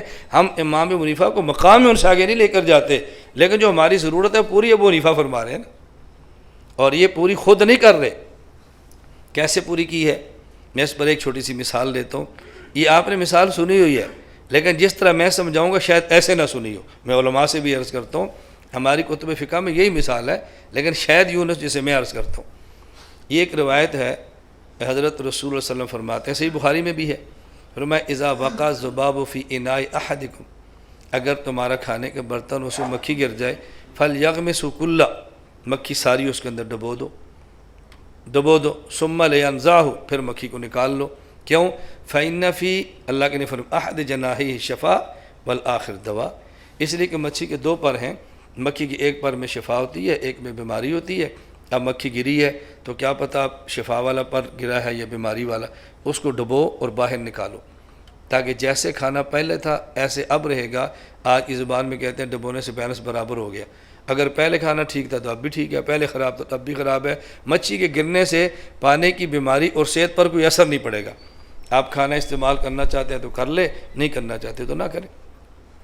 اب سوال یہ ہے، یہ مکھی تو گری، آپ نے نکال دی اور کھانا کھا لیا، اور ہمارے ہاں ڈیروں پر مکھیوں کے ساتھ مچھر ہوتے ہیں، اور جب ہم بھینسوں کا دودھ نکالتے ہیں تو مکھیاں نہیں گرتی، اس میں مچھر گرتے ہیں، تو مچھر کی تو حدیث ہے کوئی نہیں۔ اب اگر مچھر کے نکل کوئی میں نکلتا ہوں مجھے حدیث سناؤ، تو ہم کہاں سے اس کو حدیث سنائیں گے؟ وہ تو نہیں نکلے گا۔ ہم دیہات میں ہمارے عورتیں دودھ کو گرم کرتی ہیں، ملائی نکالتی ہیں، پھر اس کو رات دودھ رکھ دیتی ہیں، اس میں لسی یا دہی کی جاگ لگاتی ہیں، صبح دودھ کو بلوتی ہیں، اس میں سے پھر گھی نکلتا ہے، اور اس گھی میں کیڑیاں گر جاتی ہیں۔ اب چونٹی گر جائے تو اس کی حدیث کوئی نہیں، اب ہم کیا کریں؟ میں ایک مثال دے رہا ہوں نا، اب صرف چونٹی کا مسئلہ نہیں ہے، چونٹی ہے، بھیڑ ہے، جگنو ہے، مکھی ہے، مچھر، کتنے چھوٹے چھوٹے جانور ہیں۔ اب دیکھ رہے ہیں امام صاحب نے کیا کیا، حضرت امام اعظم حنیفہ نے غور کیا کہ یہ مکھی کے بارے میں فرمایا کہ اس کو ڈبو دو اور باہر نکال لو۔ ڈبونے کی وجہ تو اللہ کے نبی نے خود بتا دی ہے، یہ ایک پر میں شفا ہے اور ایک میں وبا ہے، تو یہ مچھر میں یہ وجہ نہیں، مچھر کو نہ ڈبونا، اس کو نہیں ڈبونا، کیوں؟ اس میں ایک پر میں شفا ایک میں وبا، یہ نہیں ہے۔ چیونٹی گرے تو اس کو اندر نہ ڈبونا، نہیں اس کو اندر ڈبونا ہے، مکھی کو جو ڈبویا نا، اس میں ایک ٹانگ میں وبا ایک میں شفا، یہ مسئلہ نہیں ہے۔ یہ مکھی کو ڈبونے کی وجہ اللہ کے نبی نے فرما دی نا، اب وجہ امام حنیفہ سے نہیں پوچھیں کہ کیوں ڈبونی ہے، کیوں؟ جو بات اللہ کے نبی فرما دیں اس پر امام سے ہم کیوں پوچھیں؟ کیوں پوچھیں گے امام صاحب سے؟ اب اگلا مسئلہ تھا، اس کے گرنے کے باوجود کھانا کھانا جائز ہے، اس کی وجہ رسول اللہ صلی اللہ علیہ وسلم نے نہیں بتائی، اب ہمیں ضرورت ہے کہ اس کی وجہ پوچھے کہ کیوں کھا سکتے ہیں۔ اب حضرت امام صاحب دیکھ رہے ہیں کیا فرماتے ہیں، حضرت امام اعظم حنیفہ فرماتے ہیں اس مکھی کی رگوں میں گردش کرنے والا خون موجود نہیں ہے۔ جب کسی کی رگیں ہوں اور رگوں میں گردش کرنے والا خون موجود ہو، اگر اس کو پاک کرنا ہو تو ذبح کرتے ہیں تاکہ وہ رگوں والا خون نکل جائے اور یہ پاک ہو جائے۔ نہ اس کی رگیں ہیں نہ رگوں میں اس کا کوئی خون ہے، اب اس کو ذبح کر کے پاک کرنے کی ضرورت نہیں ہے۔ تو جو میتہ کے حرام، مردار اور ناپاک ہونے کی وجہ بنتی ہے وہ رگوں کا خون ہوتا ہے جو باہر نہیں نکلتا، چونکہ اس کی رگیں اور رگوں بہنے والا خون نہیں ہے، اس وجہ سے مکھی کے گرنے سے کھانا ناپاک نہیں ہوتا۔ لہٰذا ہر وہ چھوٹا جانور جس کی رگوں میں گردش کرنے والا خون نہیں، جو حکم مکھی کا ہے وہی اس کا ہے۔ اب امام صاحب گیارہ کتنی نظر ہے؟ اب آپ حیوانیات کی کتاب اٹھا لیں یا حیوانات چھوٹے پرندے دیکھ لیں، اللہ کے نبی نے ایک جملہ فرمایا، امام صاحب نے اس ایک جملے سے ہزاروں مسئلے نکال دیے۔ یہ فقیہ کا کام ہے۔ تو میں نے کہا نمبر ایک، فقیہ کی ضرورت کیوں ہے؟ نمبر دو، حضرت امام صاحب کو ہم کیوں مانتے ہیں، اس پر میں بات کر رہا تھا۔ اب امام ابو حنیفہ رحمۃ اللہ علیہ مکہ مکرمہ میں اور مدینہ منورہ میں پیدا نہیں ہوئے، پیدا کہاں پہ ہوئے؟ کوفہ میں۔ اب یہ ذہن ذرا صاف کریں کہ ایسا امام جو نہ مکہ میں ہے نہ مدینہ میں ہے، پیدا کوفہ میں ہو رہا ہے، تو مکہ اور مدینہ والا امام آپ کو پسند نہیں ہے، آپ کو کوفہ والا پسند کیوں ہے؟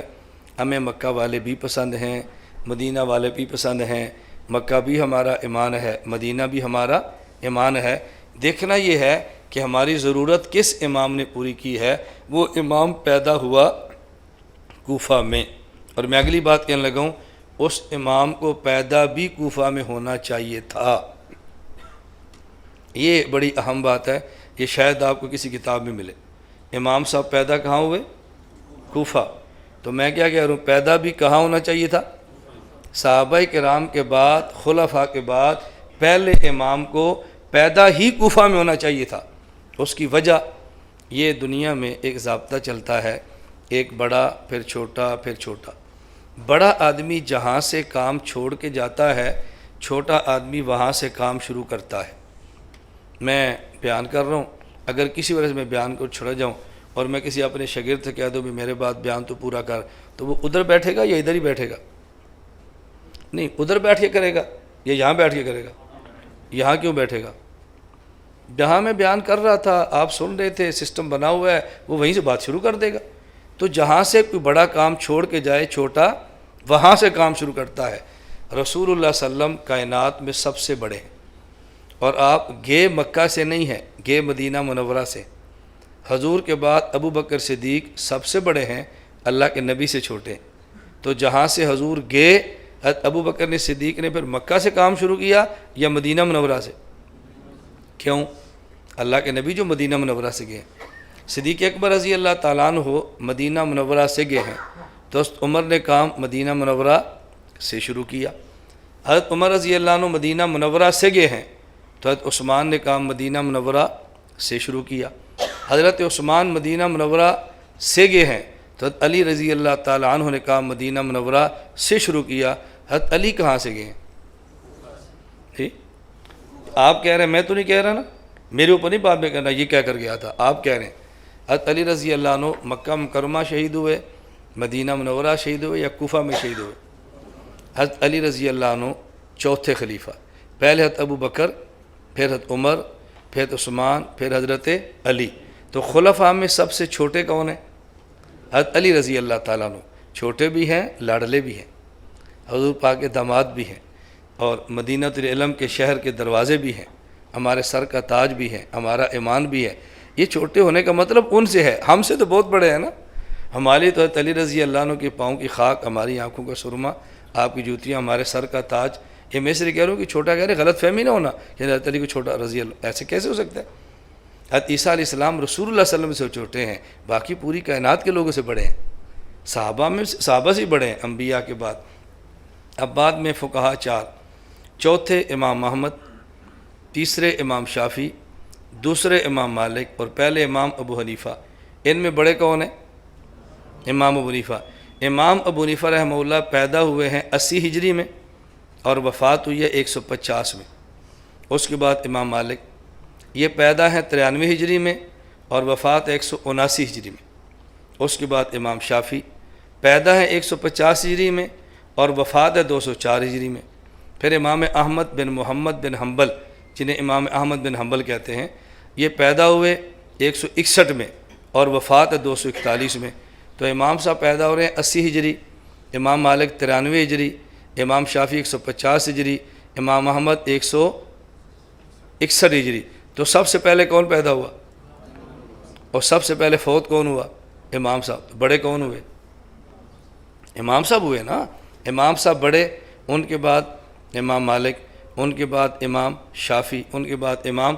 اب بات سمجھیں، وہاں بڑے حضرت ابو بکر صدیق، پھر حضرت عمر، پھر عثمان، پھر حضرت علی، اور ادھر سب سے چھوٹے حضرت امام احمد، ان سے بڑے امام شافعی، ان سے بڑے امام مالک، ان سے بڑے امام ابو حنیفہ۔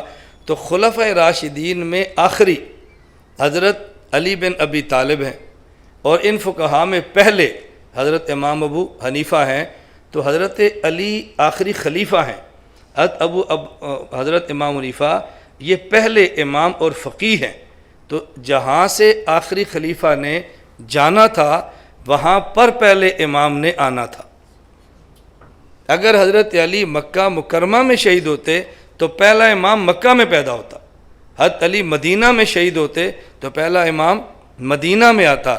تو جہاں سے آخری خلیفہ گئے ہیں وہاں پہ پہلے امام آئے ہیں۔ تو اب بتاؤ پہلے امام کو کہاں آنا چاہیے تھا؟ جی کوفہ میں۔ میں نے ایک وجہ پیش کی، میں دوسری پیش کرتا ہوں۔ الحمدللہ میرے پاس اتنی وجوہ ہے نا اس بات کی کہ امام حنیفہ کو کوفہ میں پیدا ہونا چاہیے تھا۔ آپ تعجب کریں گے کہ کوفہ میں پیدا ہونے پر بھی ہمارے پاس دلائل ہیں کہ ان کو کوفہ میں کیوں آنا چاہیے۔ میں دوسری وجہ پیش کرتا ہوں، اب بات سمجھنا۔ قرآن کریم حدیث مبارک عربی میں ہے یا عجمی میں؟ جی عربی میں، اور ہے عربوں کے لیے یا عجموں کے لیے بھی؟ ہے عربی میں، اور ہے کن کے لیے؟ عرب و عجم کے لیے۔ اب مجھے بتاؤ کہ خلفۂ راشدین کے پاس یا صحابہ کرام کے بعد وہ پہلا فقیہ جو شریعت کو مدون کرتا، اصول نکالتا، مسائل لکھتا، کتابیں مرتب کرتا، ایسا ہونا چاہیے تھا جو صرف عربی ہو یا عربی بھی ہو اجمی بھی ہو. اگر تو قرآن حدیث صرف عربوں کے لیے ہے تو امام کون چاہیے؟ اور اگر سب کے لیے ہے تو پھر کون چاہیے؟ جی اب بتائیں، اگر اسلام آباد میں بیان کرانا ہو ایسے بندے کا جس کو اردو آتی نہیں صرف عربی آتی ہے تو مفید ہوگا؟ یا ایسا بندے عربی بھی آتی ہے اردو بھی آتی ہے، عربی سمجھے اردو والوں کو سمجھائے، ایسا چاہیے صرف عربی والا چاہیے؟ میں آپ سے پوچھ رہا ہوں. تو اب حضرت امام حنیفہ کون ہے؟ فارسی النسل، اجمی، عربی نہیں ہے، فارسی النسل امام حنیفہ. تو اللہ نے سب سے پہلے ایسے فقیہ کا انتخاب کیا ہے جو عربی سمجھتا ہے، اجموں کو سمجھاتا ہے، عربی بھی ہے، کوفہ میں پیدا ہے، اور نسلاً اجمی بھی ہے کہ وہ فارسی ہے. امام حنیفہ رحمۃ اللہ علیہ. اور کیسے مقام پر ہے توجہ رکھنا. کوفہ میں نے دوسری وجہ پیش کی. کیوں؟ امام ابو حنیفہ میں عرض کروں عربی بھی ہے اجمی، اور پیدا کہاں پر ہیں؟ کوفہ میں. اب یہ شخص مکہ یا مدینہ میں کیوں نہیں، کوفہ میں کیوں پیدا ہوا؟ کوفہ کی بنیاد کا حکم دیا حضرت عمر بن خطاب رضی اللہ عنہ نے، اور کوفہ کی تعمیر کی ہے حضرت سعد بن ابی وقاص نے. حضرت عمر بھی عشرہ مبشرہ میں سے اور سعد بن ابی وقاص بھی عشرہ مبشرہ میں سے. اور جب کوفہ شہر بنا تو جن لوگوں نے آباد کیا ہے ان میں 70 صحابہ وہ جو بدری تھے، ان میں 313 صحابہ وہ جو بیعت رضوان میں تھے.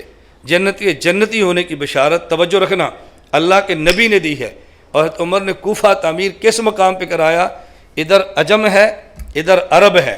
حضرت عمر چاہتے تھے عرب و عجم کے سنگم پر ایک ایسا شہر آباد کرا دوں کہ جو یونیورسٹی بھی ہو، عرب سے پڑھیں، عجم کو سکھائیں، اور وہاں چھونی بھی ہو، ہماری فور عجم کے فتنوں سے عرب کی حفاظت کرے.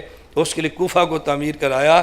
یہ تاریخ اسلام کی عرب و عجم کے سنگم پر پہلی یونیورسٹی بھی ہے اور یہ پہلی چھونی بھی ہے. حضرت عمر نے 2 بندوں کا انتخاب کیا. حضرت عبداللہ بن مسعود کو فرمایا آج کی زبان میں اس یونیورسٹی کے وائس چانسلر تم ہو.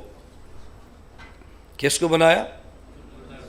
اس یونیورسٹی کے وائس چانسلر تم ہو. اور آپ کو حیرانی ہوگی حضرت عبداللہ بن مسعود کا حضرت عمر نے انتخاب کیوں کیا ہے؟ حضرت عمر کا انتخاب ہے. کیوں کیا ہے؟ اللہ کے نبی فرماتے ہیں ان اللہ جعل الحق علی لسان عمر وقلبہ. عمر بولتے بھی ٹھیک ہیں، عمر سوچتے بھی ٹھیک ہیں. حضرت عمر پہ اتنا اعتماد تھا لو کان بعدی نبی لکان عمر، اگر میرے بعد نبوت کا دروازہ کھلتا تو تاج نبوت عمر کے سر پہ سجایا جاتا. حضرت عمر نے انتخاب کس کا ہے؟ حضرت عبداللہ بن مسعود کا. یہ کون ہے؟ صحیح بخاری میں روایت ہے اللہ کے نبی نے فرمایا استقرئ القرآن من 4، قرآن میرے صحابہ میں سے 4 سے قرآن پڑھو. ان میں سب سے پہلے نام لیا ہے حضرت عبداللہ بن مسعود کا. اور حضور پاک نے فرمایا جو شخص چاہے کہ ایسے قرآن پڑھے جیسے ابھی اترا ہے تازہ تو پھر عبداللہ بن مسعود سے پڑھو.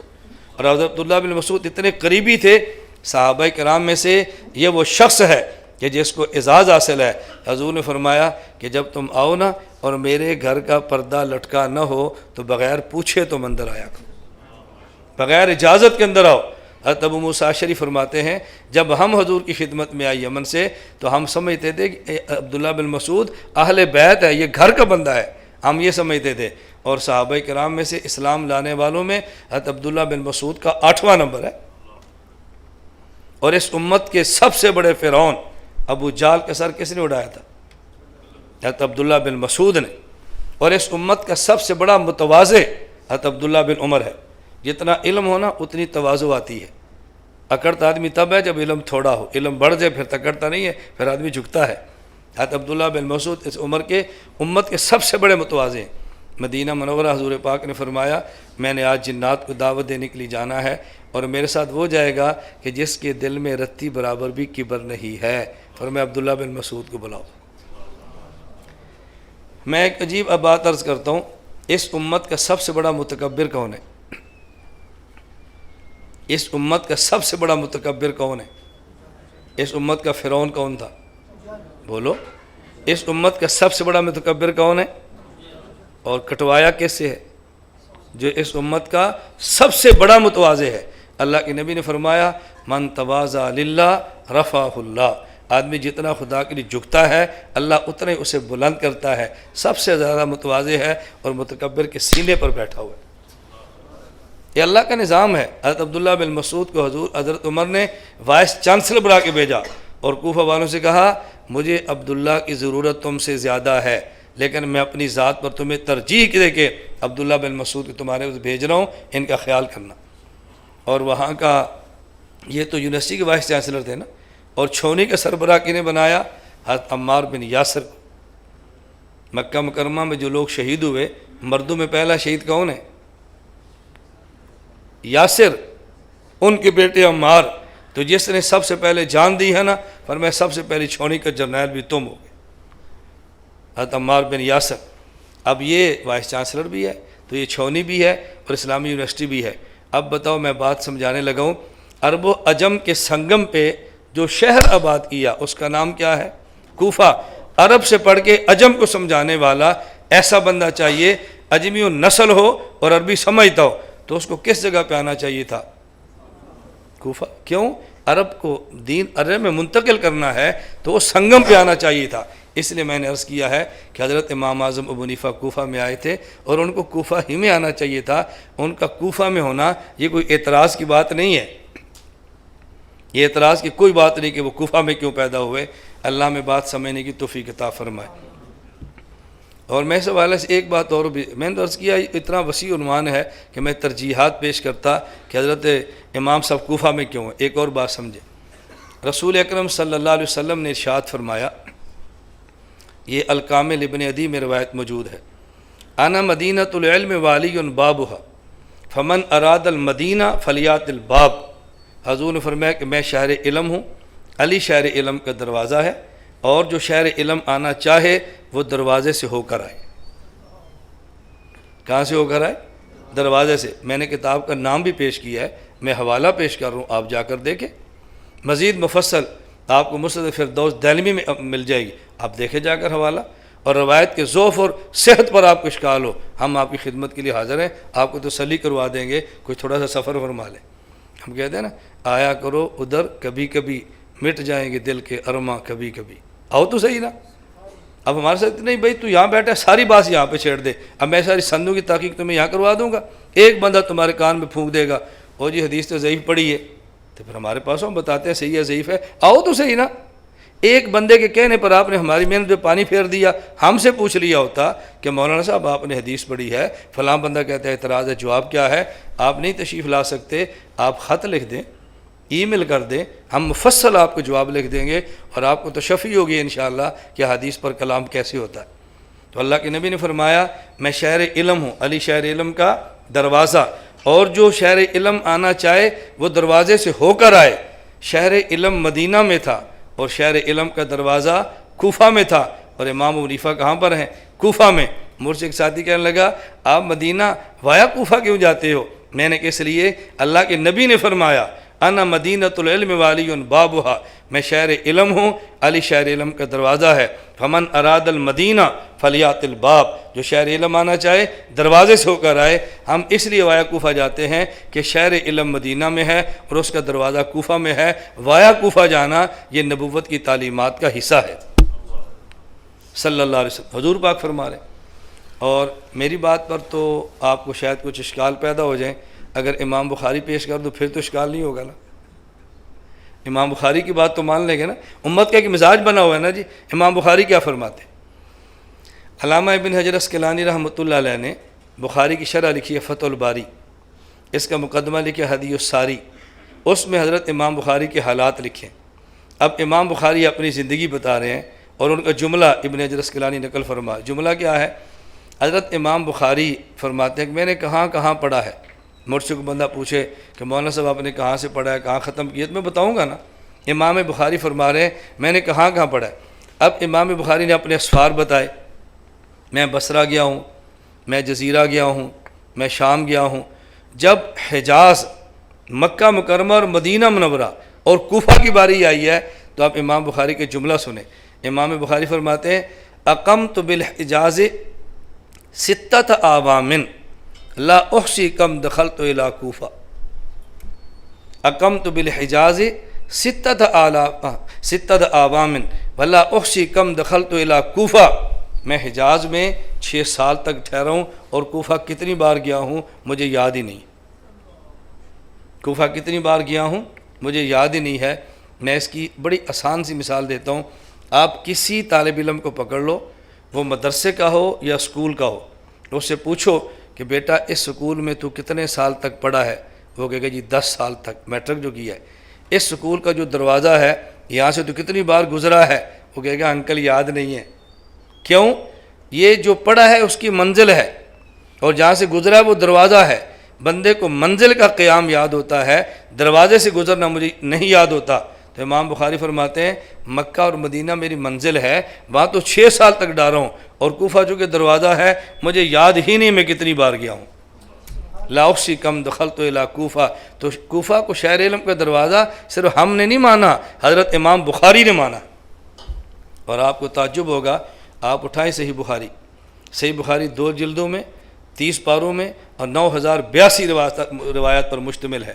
اس میں شواہد، متابع، معلقات، مرفوع، موقوف سب جمع کریں تو 9082 روایات۔ حضرت امام بخاری رحمۃ اللہ علیہ کی صحیح بخاری کی سب سے جو آخری حدیث ہے، امام بخاری رحمہ اللہ فرماتے ہیں بابی قال حدثنا احمد بن اشکاب قال حدثنا محمد بن فضیل عن عمارۃ بن القعقاع عن ابی زرع عن ابی ہریرہ قال قال رسول اللہ صلی اللہ علیہ وسلم۔ توجہ رکھنا، بابی قال حدثنا احمد بن اشکاب کوفی قال حدثنا محمد بن فضیل کوفی عن عمارۃ بن القعقاع کوفی عن ابی زرع کوفی عن ابی ہریرہ مدنی۔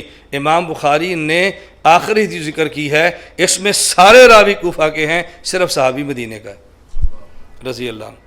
اب بتاؤ امام بخاری کو کوفے پر اعتماد تھا یا کوفے سے دشمنی تھی؟ یہ بخاری شریف کی آخری حدیث ہے، یہاں پہ امام بخاری نے اپنی بخاری شریف ختم کر دی ہے اور بات کوفے کے راوی پر مٹائی ہے، اور ہم اعتراض کرتے ہیں وہ کوفے میں تھے، وہ کوفے میں تھے، وہ کوفے تھے۔ اصل میں اعتراض کرنے والا ایسا شخص ہو سکتا ہے کہ جس کو اس وقت کی کوفے کی مرکزی علمیت کا اندازہ نہیں تھا کہ کوفے میں اس وقت کون تھے اور کون لوگ تھے، آباد کنہوں نے کیا تھا۔ حضرت امام اعظم ابو حنیفہ رحمۃ اللہ علیہ، میں عرض کر رہا تھا نا، صحابہ کرام کے بعد یہ شخص ہے ہم نے جس کی تقلید کی ہے۔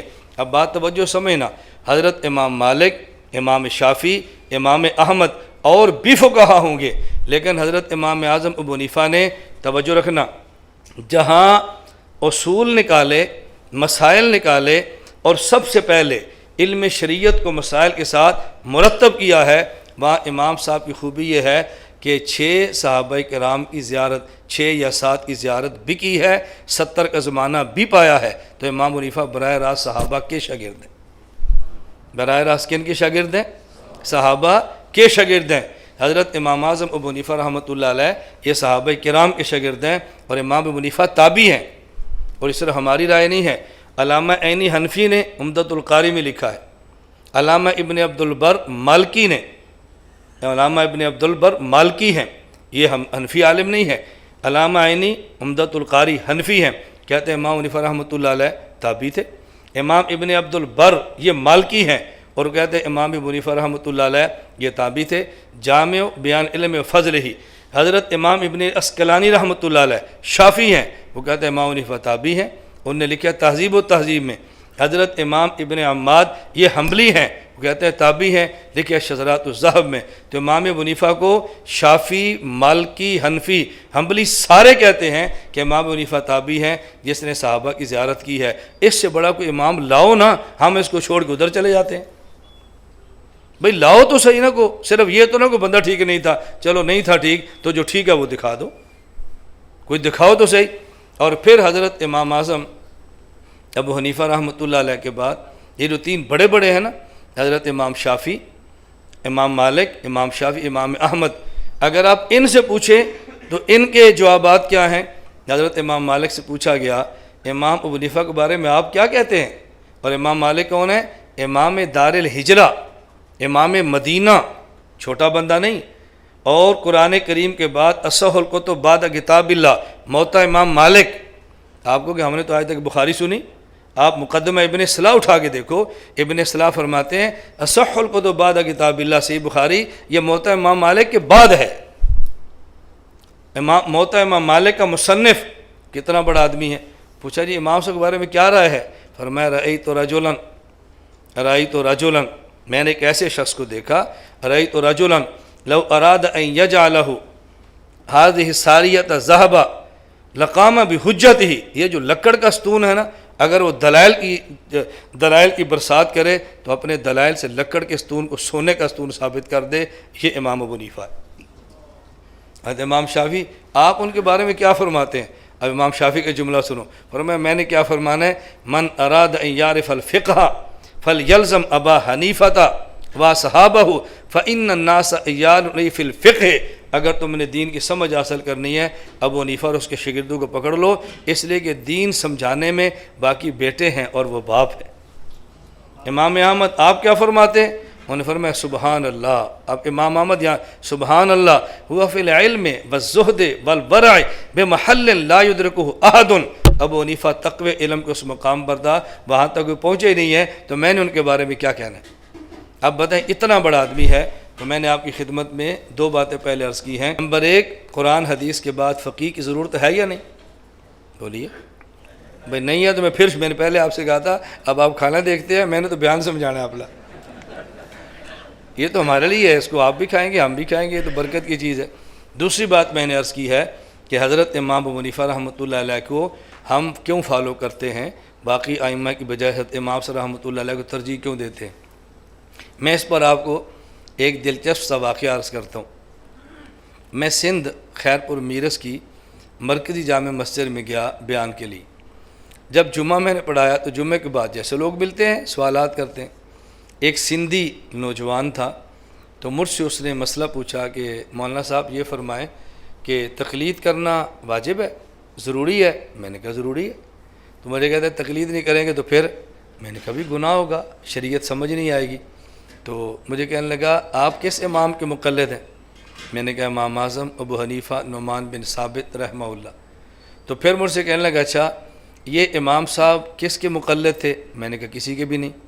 تو پھر یہ تو گناہ گار ہوئے، مجرم ہوئے، تو آپ ایک گناہ گار بندے کی تقلید کیسے کرتے ہیں؟ دیکھو بڑا سوال ہے، یہ کیسے کرتے ہیں؟ تقلید واجب ہے؟ میں نے کہا جی ہاں. نہ کرے تو گناہ ہے؟ میں نے کہا جی ہاں. جس امام کے مقلد وہ کس کے مقلد تھے؟ کسی کے نہیں. وہ گناہ گار تھے؟ میں نے کہا بالکل نہیں. تو ان کے لیے ضابطہ اور ہے، ہمارے لیے اور ہے.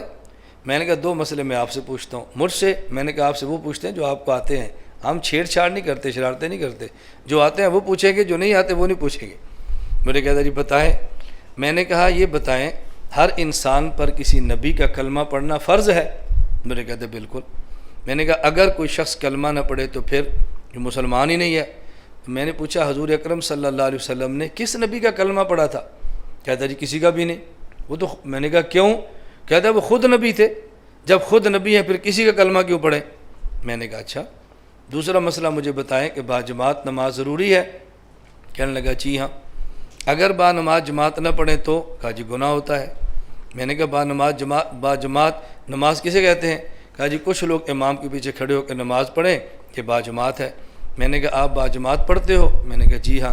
تو میں نے کہا آپ کا امام کس کے پیچھے ہوتا ہے؟ کہتا ہے کسی کے پیچھے بھی نہیں. میں نے کہا وہ تو پھر بے جماعت پڑھتا ہے نا. آپ باجماعت پڑھتے ہو، وہ بے جماعت پڑھتا ہے. تم نیک ہو، تمہارا امام گناہ گار ہے، تو گناہ گار امام کے پیچھے آپ کی نماز کیسی ہوگی؟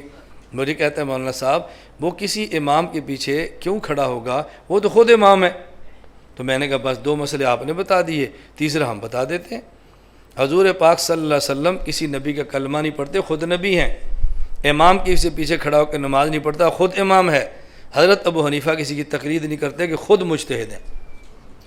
جب خود مجتہد ہیں پھر وہ تقلید کیوں کریں گے؟ پھر مجھے کہنے لگا امام تو بہت ہیں، امام مالک، امام شافعی، امام احمد، امام سفیان، امام اوزاعی، امام ظفر، امام یوسف، امام محمد، کتنے امام ہیں. آپ نے سب اماموں کو چھوڑ کر امام ابو حنیفہ رحمۃ اللہ علیہ کی تقلید کیوں کی ہے؟ میں نے کہا یہاں خیرپور میرس میں ایک ہی مسجد ہے جہاں میں نے جمعہ پڑھایا یا اور بھی ہیں؟ کہا جی اور بھی ہیں. تو میں نے کسی اور مسجد میں جمعہ پڑھا کرو، تم یہاں کیوں آتے ہیں؟ مجھے کہتا جی باقی مسجدیں چھوٹی ہیں اور یہ بڑی ہے. میں نے کہا باقی امام چھوٹے ہیں اور یہ بڑے ہیں.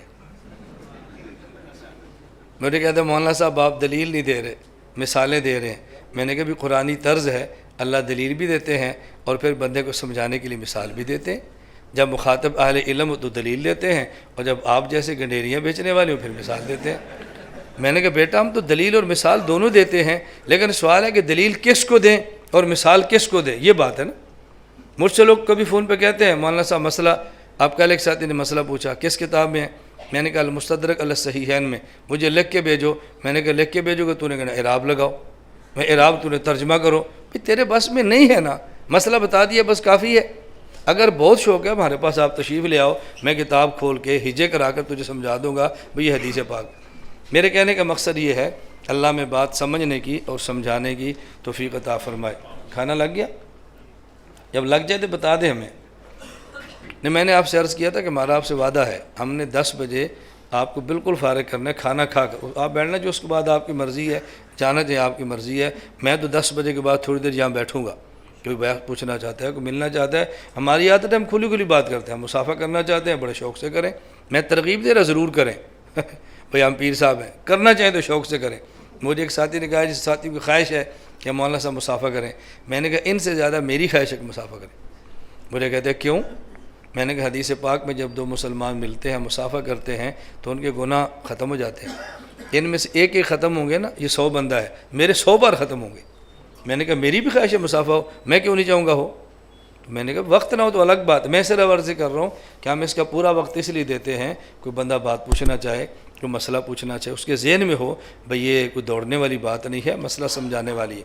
میں اپنی بات اب سمیٹتے ہوئے عرض کرتا ہوں، میں نے آپ کی خدمت میں آج کی مجلس میں کتنی باتیں عرض کی ہیں؟ 2۔ نمبر 1، قرآن کریم اور حدیث کے باوجود بھی امام اور فقیہ کی ضرورت ہے، یہ بات تو سمجھ آ گئی۔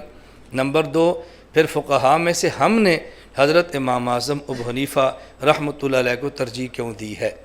اس کا معنی ہرگز یہ نہیں ہے کہ ہم باقی ائمہ کو والعیاذ باللہ گمراہ کہتے ہیں۔ اس کا معنی ہرگز یہ نہیں ہے کہ جو امام حنیفہ کی تقلید نہ کرے ہم ان کو کافر کہتے ہیں۔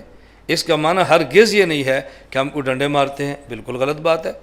جس امام کی ہم تقلید کرتے ہیں اس کا بیان کرنا ہمارا حق ہے، اپنے بڑوں کے تذکرے کرنا یہ ہمارا حق ہے، اپنے بڑوں کے کارنامے بیان کرنا یہ ہمارا حق ہے، اور اپنے بڑوں سے یہ نسبتیں جوڑنا یہ ہمارا حق ہے۔ تو یہ بنیادی مقصد ہے۔ میں نے صرف 2 باتیں عرض کی ہیں، باتیں تو بہت ساری اور بھی کرنے والی ہیں۔ ایک اب یہ بات بڑے اختصار سمجھ لیں، یہ بھی سمجھ لیا قرآن حدیث کے باوجود فقیہ کی ضرورت کیوں ہے، یہ بھی سمجھ لیا کہ امام اعظم ابو حنیفہ رحمۃ اللہ علیہ کے ہم مقلد کیوں ہیں۔ بس ایک لفظ کا معنی یاد رکھ لیں کہ فقہ کسے کہتے ہیں، کیونکہ بس اوقات اعتراض ہوتا ہے جب قرآن بھی ہے حدیث بھی ہے، اب فقہ کو آپ نے کیا کرنا ہے۔ فقہ کسے کہتے ہیں؟ قرآن کریم، حدیث پاک، اجماع امت اور قیاس شرعی، ان سے ثابت شدہ مسائل کا نام فقہ ہے۔ ترجمہ یاد رکھ لیں، قرآن کریم، حدیث پاک، اجماع امت اور قیاس شرعی سے ثابت شدہ مسئلے کا نام فقہ ہے۔ فقہ قرآن کے خلاف نہیں ہے، حدیث کے خلاف نہیں ہے، اجماع امت کے خلاف نہیں، ہاں ان سے ہے، ان کے خلاف ہرگز نہیں ہے۔ بس اوقات امام صاحب پر بھی الزامات لگتے ہیں مسائل قرآن حدیث کے خلاف ہیں، کبھی ہمیں بھی لوگ کہتے ہیں مسائل قرآن حدیث کے خلاف ہیں۔ میں اس پر ایک چھوٹا سا واقعہ پیش کرتا ہوں بات ختم کرتے ہوئے۔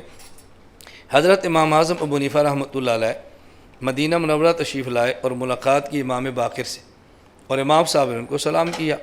حضرت امام باقر سے امام اعظم ابو حنیفہ نے عرض کیا کہ حضرت مجھے لگتا ہے کہ کچھ آپ مجھ سے نالاں ہیں، اور یا امام باقر نے خود فرمایا کہ ابو حنیفہ مجھے تمہارے بارے میں شکایت ملی ہے کہ تم حضور اکرم صلی اللہ علیہ وسلم کی احادیث کے مقابلے میں اپنا قیاس، اپنی عقلیں لڑاتے ہو، یہ تم نے کیا شروع کر رکھا ہے؟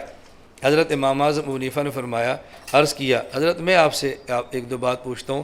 فرمایا ہاں پوچھو۔ امام صلی اللہ علیہ وسلم عرض کرنے لگے آپ یہ بتائیں مرد کمزور ہے یا عورت؟ امام باقر نے فرمایا کہ عورت۔ امام صاحب نے فرمایا جب باپ فوت ہو جائے تو بیٹی کو حصہ دگنا ہے یا بیٹے کو؟ فرمایا بیٹے کو۔ تو امام صاحب فرمایا کہ میری عقل تو کہتی ہے کہ بیٹی کو دگنا دو کمزور ہے، بیٹے کو 1 گنا دو کہ وہ طاقتور ہے۔ پھر اب امام صاحب فرمانے کہ میری عقل تو یہ کہتی ہے، لیکن میں کہتا ہوں کہ بیٹی کو 1 گنا اور بیٹے کو 2 گنا، چونکہ آپ کے نانا جان نے فرمایا ہے، ہم نے آپ کے نانا جان کے فرمانے پہ اپنی عقل کو چھوڑ دیا ہے۔ میں دوسری بات آپ سے پوچھتا ہوں، مجھے آپ یہ بات فرماؤ، نماز زیادہ اہم ہے یا روزہ؟ فرمایا نماز۔ انہوں نے کہا جب عورت کے مخصوص دنوں میں نماز نہ پڑھ سکے اور روزہ نہ رکھ سکے تو بعد میں نماز پڑھتی ہے یا روزہ رکھتی ہے؟ انہوں نے فرمایا کہ روزہ رکھتی ہے۔ فرمایا میری عقل تو کہتی ہے کہ روزہ بے شک نہ رکھے، نمازیں ضرور پڑھے جو ان دنوں میں رہ گئی ہے، چونکہ نماز اہم ہے، میری عقل یہ کہتی ہے۔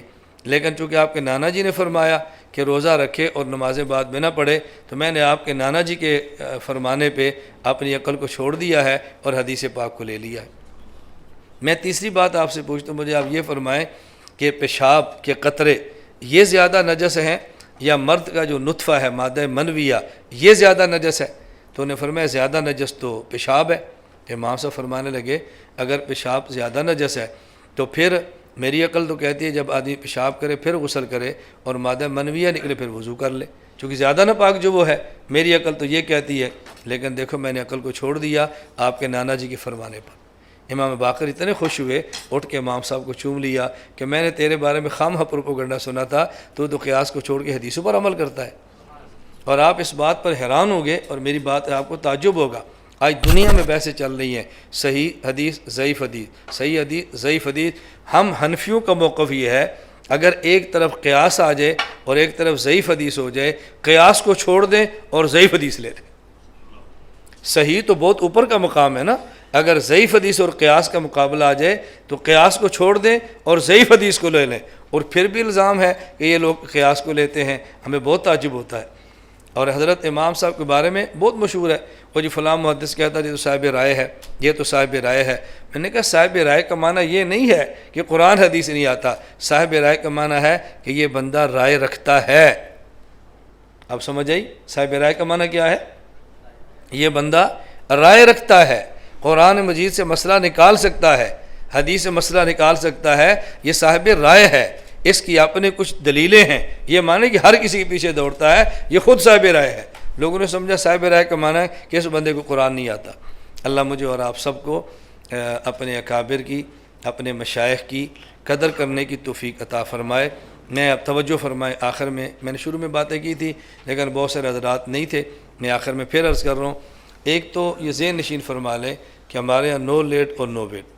ہمارا جب اعلان 7 کا ہو تو آپ یقین فرما لیں کہ 7 بجے پروگرام نے شروع ہونا ہے، اختتام 10 کا ہو تو آپ ذہن نشین فرما لیں کہ 10 بجے ختم ہونا ہے، ہم وقت کا پورا خیال رکھتے ہیں۔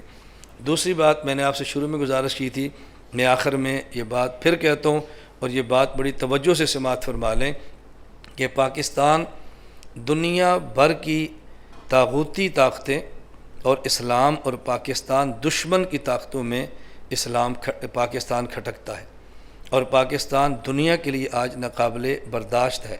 اس کی وجہ بنیادی طور پر 2 ہیں۔ نمبر 1، پاکستان مدینہ منورہ کے بعد پہلی ریاست ہے جو صرف کلمہ کی بنیاد پہ بنی ہے۔ دوسری وجہ، دنیا اسلام میں یہ واحد ایسی طاقت ہے کہ جس کے پاس ایٹمی طاقت موجود ہے۔ تو ہمارے پاس 2 طاقتیں ہو گئی، نمبر 1 اسلام، کلمہ لا الہ الا اللہ محمد رسول اللہ، نمبر 2 ایٹمی طاقت۔ مادی روحانیت کے دور میں کلمے سے بڑی کوئی طاقت نہیں ہے، اور مادیات میں ایٹم سے بڑی کوئی طاقت نہیں ہے، یہ بات سمجھنا۔ روحانیت شریعت میں کلمے سے بڑی کوئی طاقت نہیں ہے، اور مادیات میں ایٹم سے بڑی کوئی طاقت نہیں ہے۔ تو جب ہمارے پاس کلمے کی طاقت بھی ہے، ایٹم کی طاقت بھی ہے، تو دنیا چاہے گی نا اس ملک کو توڑ دو، یہ طاقتیں ختم کرو۔ اور اس کو توڑنے کا سب سے بہترین حل یہ ہے، سب سے بہترین طریقہ، مولوی ہیں جن نے کلمے کو سنبھالا ہوا ہے، اور فوج ہے جس نے ایٹم کو سنبھالا ہوا ہے، ان کو آپس میں لڑاؤ، ادھر بھی طاقت ادھر بھی طاقت، اس کو لڑاؤ، ملک خود بہت ٹوٹ جائے گا۔ اس لیے پوری پلان کے ساتھ علماء اور فوج، مدارس اور ایجنسیاں، حکومت اور مولویوں کو مسلسل لڑایا جا رہا ہے۔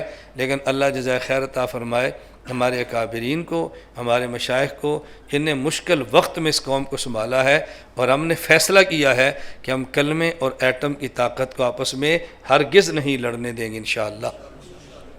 آپ میری تائید فرماتے ہیں؟ ہم نے اسلام کو بھی سنبھالنا ہے اور ایٹم کو بھی۔ جو ہمارا اسلام قبول نہ کرے وہ بھی ہمارا نہیں ہے، اور جو ہمارا ایٹم قبول نہ کرے وہ بھی ہمارا نہیں ہے، اس لیے ہم نے اس کو سنبھالنا ہے۔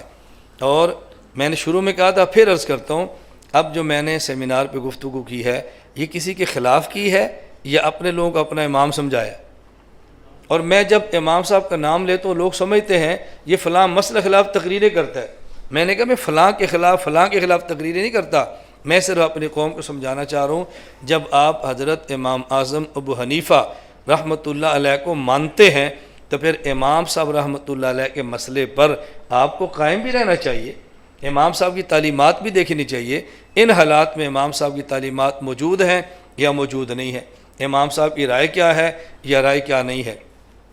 میں ایک بات عرض کرتا ہوں اور یہ سمجھ کے عرض کرتا ہوں کہ بعض لوگ میری اس بات پر یقیناً نالاں ہوں گے، یہ میں سمجھ کر بات کہہ رہا ہوں کہ بعض نالاں ہوں گے. جن دنوں میں ہمارے ہاں اسلام آباد میں ایک بہت بڑا مسئلہ چلا تھا جامع حفصہ اور لال مسجد کا، اور ٹکر بہت شدید تھی، اس میں کیا رہی تھی سب کو پتہ ہے. میں ان دنوں میں مسلسل خاموش تھا. مجھے بہت سارے حضرات کہتے ہیں کہ تو بولتا کیوں نہیں ہے، نہ ان کی تائید کرتا ہے نہ ان کی تائید کرتا ہے، نہ تو ادھر بولتا ہے نہ تو ادھر بولتا ہے، تو گنگا شیطان کیوں بنا ہوا ہے، ہر موقع پر تو بات کرتا ہے، یا کیوں چپ ہے. اور اس دنوں میں بات کیا چل رہی تھی، دو موقف ہمارے سامنے آ رہے تھے. بعض کہتے تھے کہ لال مسجد والوں نے حضرت حسین کا کردار ادا کیا اور پرویز مشرف اور دیگر نے یزید کا کردار ادا کیا. یہ مسلسل باتیں چل رہی تھیں. مجھے ساتھی کہتے ہیں تو رائے کیا دیتا ہے؟ میں نے کہا میں دوں گا تو آپ ناراض ہو جائیں گے. مجھے کہتے ہیں کیوں؟ میں نے کہا جب حضرت حسین رضی اللہ تعالیٰ عنہ اور یزید والا مارکہ ہوا اس وقت دو رائے نہیں تھی، تین رائے تھی. آپ نے دو پہ نظر کی، ہم چونکہ حنفی ہیں ہم تینوں رائے سمجھتے. کہتے ہیں وہ کون سی؟ میں نے کہا ایک یزید، ایک حضرت حسین اور ایک جمہور صحابہ. نہیں سمجھ آئی؟ کتنی رائے تھی؟ ایک یزید اور دوسرے حضرت حسین اور تیسرے. تو میں نے کہا جمہور صحابہ کی بات ہی آپ نہیں کر رہے. وہ جو جمہور صحابہ کرام رضی اللہ عنہم مجمعین تھے تو آپ ان کے بارے میں کیا ذہن رکھیں گے؟ وہ بہادر نہیں تھے، دین سمجھتے نہیں تھے. حضرت حسین کی آپ ان کے بارے میں کیا رائے رکھیں گے؟ میں نے کہا ہم وہ تیسری رائے رکھ رہے ہیں جمہور صحابہ کرام والی. میں نے کہا ہم اس رائے پر قائم ہیں. حضرت حسین سے پیار بھی کرتے تھے اور اس وقت انہوں نے اس ملک میں لڑائی شروع بھی نہیں کی تھی اور انہوں نے مدینہ، کوفہ، شام کو بچا لیا تھا. اگر حضرت حسین رضی اللہ تعالیٰ سے محبت کی بنیاد پہ ساری تلواریں نکل آتی تو اسلام کا حلیہ بدل جاتا. میں نے کہا میں عرض کر رہا ہوں کہ میری بات سے آپ، میں سمجھتا ہوں بات ناراض ہوں گے لیکن اپنی رائے تو کھل کے بیان کرنی چاہیے. ہماری رائے جمہور صحابہ والی ہے اور اللہ کے نبی پاک کا ارشاد ہے کہ جب ایک مسئلے پر تم اختلاف دیکھو فعلیکم بالسواد الاعظم، اگر ایک طرف دو بندے ہوں وہ بھی حق پر ہوں تو 98 ہوں وہ بھی حق پر ہوں تو پھر ان دو کی بجائے 98 کا ساتھ دینا، اس سے امت صحیح راستے پر چلے گی اور امت انتشار سے بچ جائے گی. اگر یہ نہیں ہوگا کل میں رائے کھڑی کروں گا، میری نہیں مانیں گے میں فتویٰ دے دوں گا. نہیں ہوگا کل ایک اور اٹھیں گے یہ رائے دیں گے، ان کی نہیں مانو گے تو وہ فتویٰ دے دیں گے. تو آپ ملک کو خانہ جنگی کی طرف لے جائیں گے نا، ملک کو خانہ جنگ آپ دھکیل دیں گے تو نتیجہ کیا ہوگا؟ قتل و غارت، فرقہ واریت، مذہبی دہشت گردی، ملک کے ٹکڑے ہو جائیں گے. اور جب ملک نہیں ہوگا تو پھر مسجد کہاں پہ ہوگی؟ ملک نہیں ہوگا تو مدرسہ کہاں پہ ہوگا؟ ملک نہیں ہوگا تو امام صاحب کے نام پہ سیمینار کہاں ہوں گے؟ اس لیے ہم کہتے ہیں اسلام کی حفاظت بھی ضروری ہے اور پاکستان کی حفاظت بھی ضروری ہے. حالات جیسے بدترین بھی ہو جائے نا، شدید سے شدید تر قربانی دے لینا لیکن ملک کو توڑنے کی کوشش نہ کرنا. میں اس پر بہت ساری باتیں کہہ سکتا ہوں. آج ہمارا سیمینار کس نام پر ہے؟ جی امام ابو حنیفہ رحمۃ اللہ علیہ. مجھے آپ بتاؤ جن کا علم ہے، نالج ہے، پڑھا ہے، میں ان سے پوچھتا ہوں، اور جن کا اس پر نالج نہیں ان کی خدمت میں عرض کرتا ہوں. حضرت امام اعظم ابو حنیفہ کو خلیفہ وقت نے کوڑے مروائے، یاد ہے؟ اور پھر امام صاحب کو جیل میں ڈالا اور پھر امام صاحب کو زہر دلوایا. اب میرا آپ سے سوال یہ ہے کہ جب امام صاحب کو کوڑے مارے جا رہے تھے، زہر دلوایا جا رہا تھا، تو امام صاحب نے اس وقت کی خلافت کو بچایا تھا یا خروج کا اعلان کر کے توڑ دیا تھا؟ جی اچھا، تو اس کا معنی یہ نہیں ہے کہ تھوڑے سے مشکل حالات پیش آ جائیں تو ہم توڑنا شروع کر دیں. مشکل حالات میرے اوپر آئے نا، مجھے تھوڑا سا برداشت کرنا چاہیے کہ میرے لڑنے سے مزید بہت سارے نقصانات ہوں گے، اور اگر میں برداشت کر جاؤں گا تو میرے ماننے والے صرف اسلام آباد میں نہیں ہیں، پوری دنیا میں ہیں. وہ سمجھ جائیں گے جب مولانا صاحب لڑنے کے لیے تیار نہیں ہے تو ہم کیوں لڑیں؟ جو نظر بندی کاٹ رہا ہے وہ تو نہیں لڑ رہا، جس کا پرچہ ہے وہ تو نہیں لڑ رہا، جس کو گھسیٹ رہے ہیں وہ تو نہیں لڑ رہا، پھر ہم کیوں لڑنا شروع کریں؟ تھوڑی سی بات آپ کریں گے، اللہ کی قسم آپ کا ملک امن کا گہوارہ بن جائے گا. میں نے اس لیے گزارش کی ہے کہ امام صاحب کے نام پہ سیمینار کا معنی امام صاحب کی تعلیمات ہیں۔ حضرت امام صاحب نے مار بھی کھائی ہے، جیل بھی کاٹی ہے، اور زہر دے کر ان کو شہید کیا گیا، یہ سارا کچھ برداشت کیا ہے، لیکن امام صاحب نے مسلمان کی تلوار کو مسلمان کے خلاف نکلنے نہیں دیا۔ تو ہم ان تعلیمات کی روشنی میں آخری بات آپ خدمت میں عرض کرتا ہوں، آج ہم یہ فیصلہ کر کے اٹھیں کہ ہم انشاءاللہ اس ملک میں مسلم کی تلوار کو مسلمان کے خلاف نہیں چلنے دیں گے، مسلم کی گردن مسلمان کے ہاتھوں نہیں کٹنے دیں گے، مسلمان کے ہاتھوں اسلامی ملک یہ تباہ نہیں ہونے دیں گے۔ مسئلہ موجودہ حکمران کا نہیں ہے، مسئلہ موجودہ ملک کا ہے۔ میری گزارش سمجھ آ رہی؟ جب میں حمایت کرتا ہوں تو بعض لوگ سمجھتے ہیں کہ پتہ نہیں مولانا صاحب کہیں سے فیس ملی ہے، فلاں کی حمایت کر رہے ہیں۔ میں نے پورے بیان میں کسی حکومت کی تائید کی ہے؟ میں تو حکومت کی تائید تردید کی بات ہی نہیں کر رہا، میں تو ملک کی بات کر رہا ہوں کہ اس ملک کی سلامتی کے لیے ہمیں جتنی بڑی قربانی دینی پڑی ہم دیں گے، لیکن ملک کی سالمیت کو داؤ پر نہیں لگنے دیں گے انشاءاللہ۔ آپ اس کا عزم فرماتے ہیں؟ جو میری بات کی تائید فرماتے ہیں وہ ہاتھ کھڑا کریں تاکہ ہمیں بھی اندازہ ہو کہ ہماری بات کی تائید کون کرتا ہے۔ اللہ مجھے اور آپ سب کو عمل کرنے کی توفیق عطا فرمائے۔ اب دعا کرتے ہیں، اور ہماری ساری گفتگو میڈیا پر ریکارڈ پر موجود ہے۔ کسی کو یہ خلش نہیں ہونی چاہیے کہ مولانا صاحب نے اسلام آباد میں کسی فرقے کے خلاف تقریر کی، کوئی کہے نا تو آپ کہہ رہے ہیں یار جھوٹ نہ بولو، اس بندے کو بھی سن بھی لیا کرو، خواہ مخواہ دور سے پھیرکنے شروع کر دیا کرو۔ اللہ میں توفیق عطا فرمائے۔ الحمدللہ رب العالمین والصلاۃ والسلام علی رسول وعلی آلہ وصحابہ اجمعین۔ اے مولا کریم ہماری حسنات و نیکیاں قبول فرما، اے اللہ گناہوں کو معاف فرما، خطاؤں سے درگزر فرما، جائز حاجات کو پورا فرما، بیماروں کو صحت عطا فرما۔ اے اللہ قرآن کریم حدیث پاک کو اے اللہ پڑھنے کی، سمجھنے کی، عمل کی توفیق عطا فرما۔ حضرات ائمہ کرام کے احترام کی توفیق عطا فرما۔ اے اللہ باہمی رواداری کی توفیق عطا فرما۔ اے اللہ فرقہ واریت اور دہشت گردی کی لعنت سے ہمارے ملک کو پاک فرما۔ اے مولا کریم ہم سب کو گناہوں سے پاک زندگی عطا فرما۔ اے مولا کریم اپنے کرم سے اس ملک کی حفاظت فرما، اسلام کی حفاظت فرما۔ یا اللہ جو لوگ ہمارے ملک کے بدخواہ ہیں ان کو ہدایت عطا فرما، اگر ان کے مقدر میں ہدایت نہیں اپنے کرم سے چن چن کے ختم فرما دے۔ اے مولا کریم ہماری ہم سب کی حفاظت فرما، حرمین کی حفاظت فرما۔ اے اللہ حرمین کی حفاظت فرما، اے اللہ حرمین کی حفاظت فرما۔ ہم سب کو حرمین کے تقدس کے لیے اپنا سب کچھ قربان کرنے کی توفیق عطا فرما۔ اے مولا کریم جو حضرات تشریف لائے ہیں ان تمام کا آنا قبول فرما۔ ان میں کتنے احباب ہیں جو دعا کے لیے کہنا چاہتے ہوں گے، اے اللہ ان کے دلوں کی جائز خواہشات کو پورا فرما دے۔ اے اللہ اپنے کرم سے سب کی حفاظت فرما دے۔ اے اللہ حفاظت فرما دے، مدارس کی، مساجد کی، اسکولوں کی، کالجوں کی، سب کی حفاظت فرما۔ اے اللہ علماء کی، عوام کی، سب کی حفاظت فرما۔ اے اللہ جو خیریں تیرے حبیب صلی اللہ علیہ وسلم نے مانگی ہیں ہمیں بھی عطا فرما، جن شرور سے پناہ مانگی ہے ہمیں محفوظ فرما۔ وانت المستعان ولا حول ولا قوت الا باللہ العلی العظیم۔ وصلی اللہ تعالی علی رسول خیر خلقہ محمد و آلہ و صحابہ اجمعین برحمتک یا ارحم الراحمین۔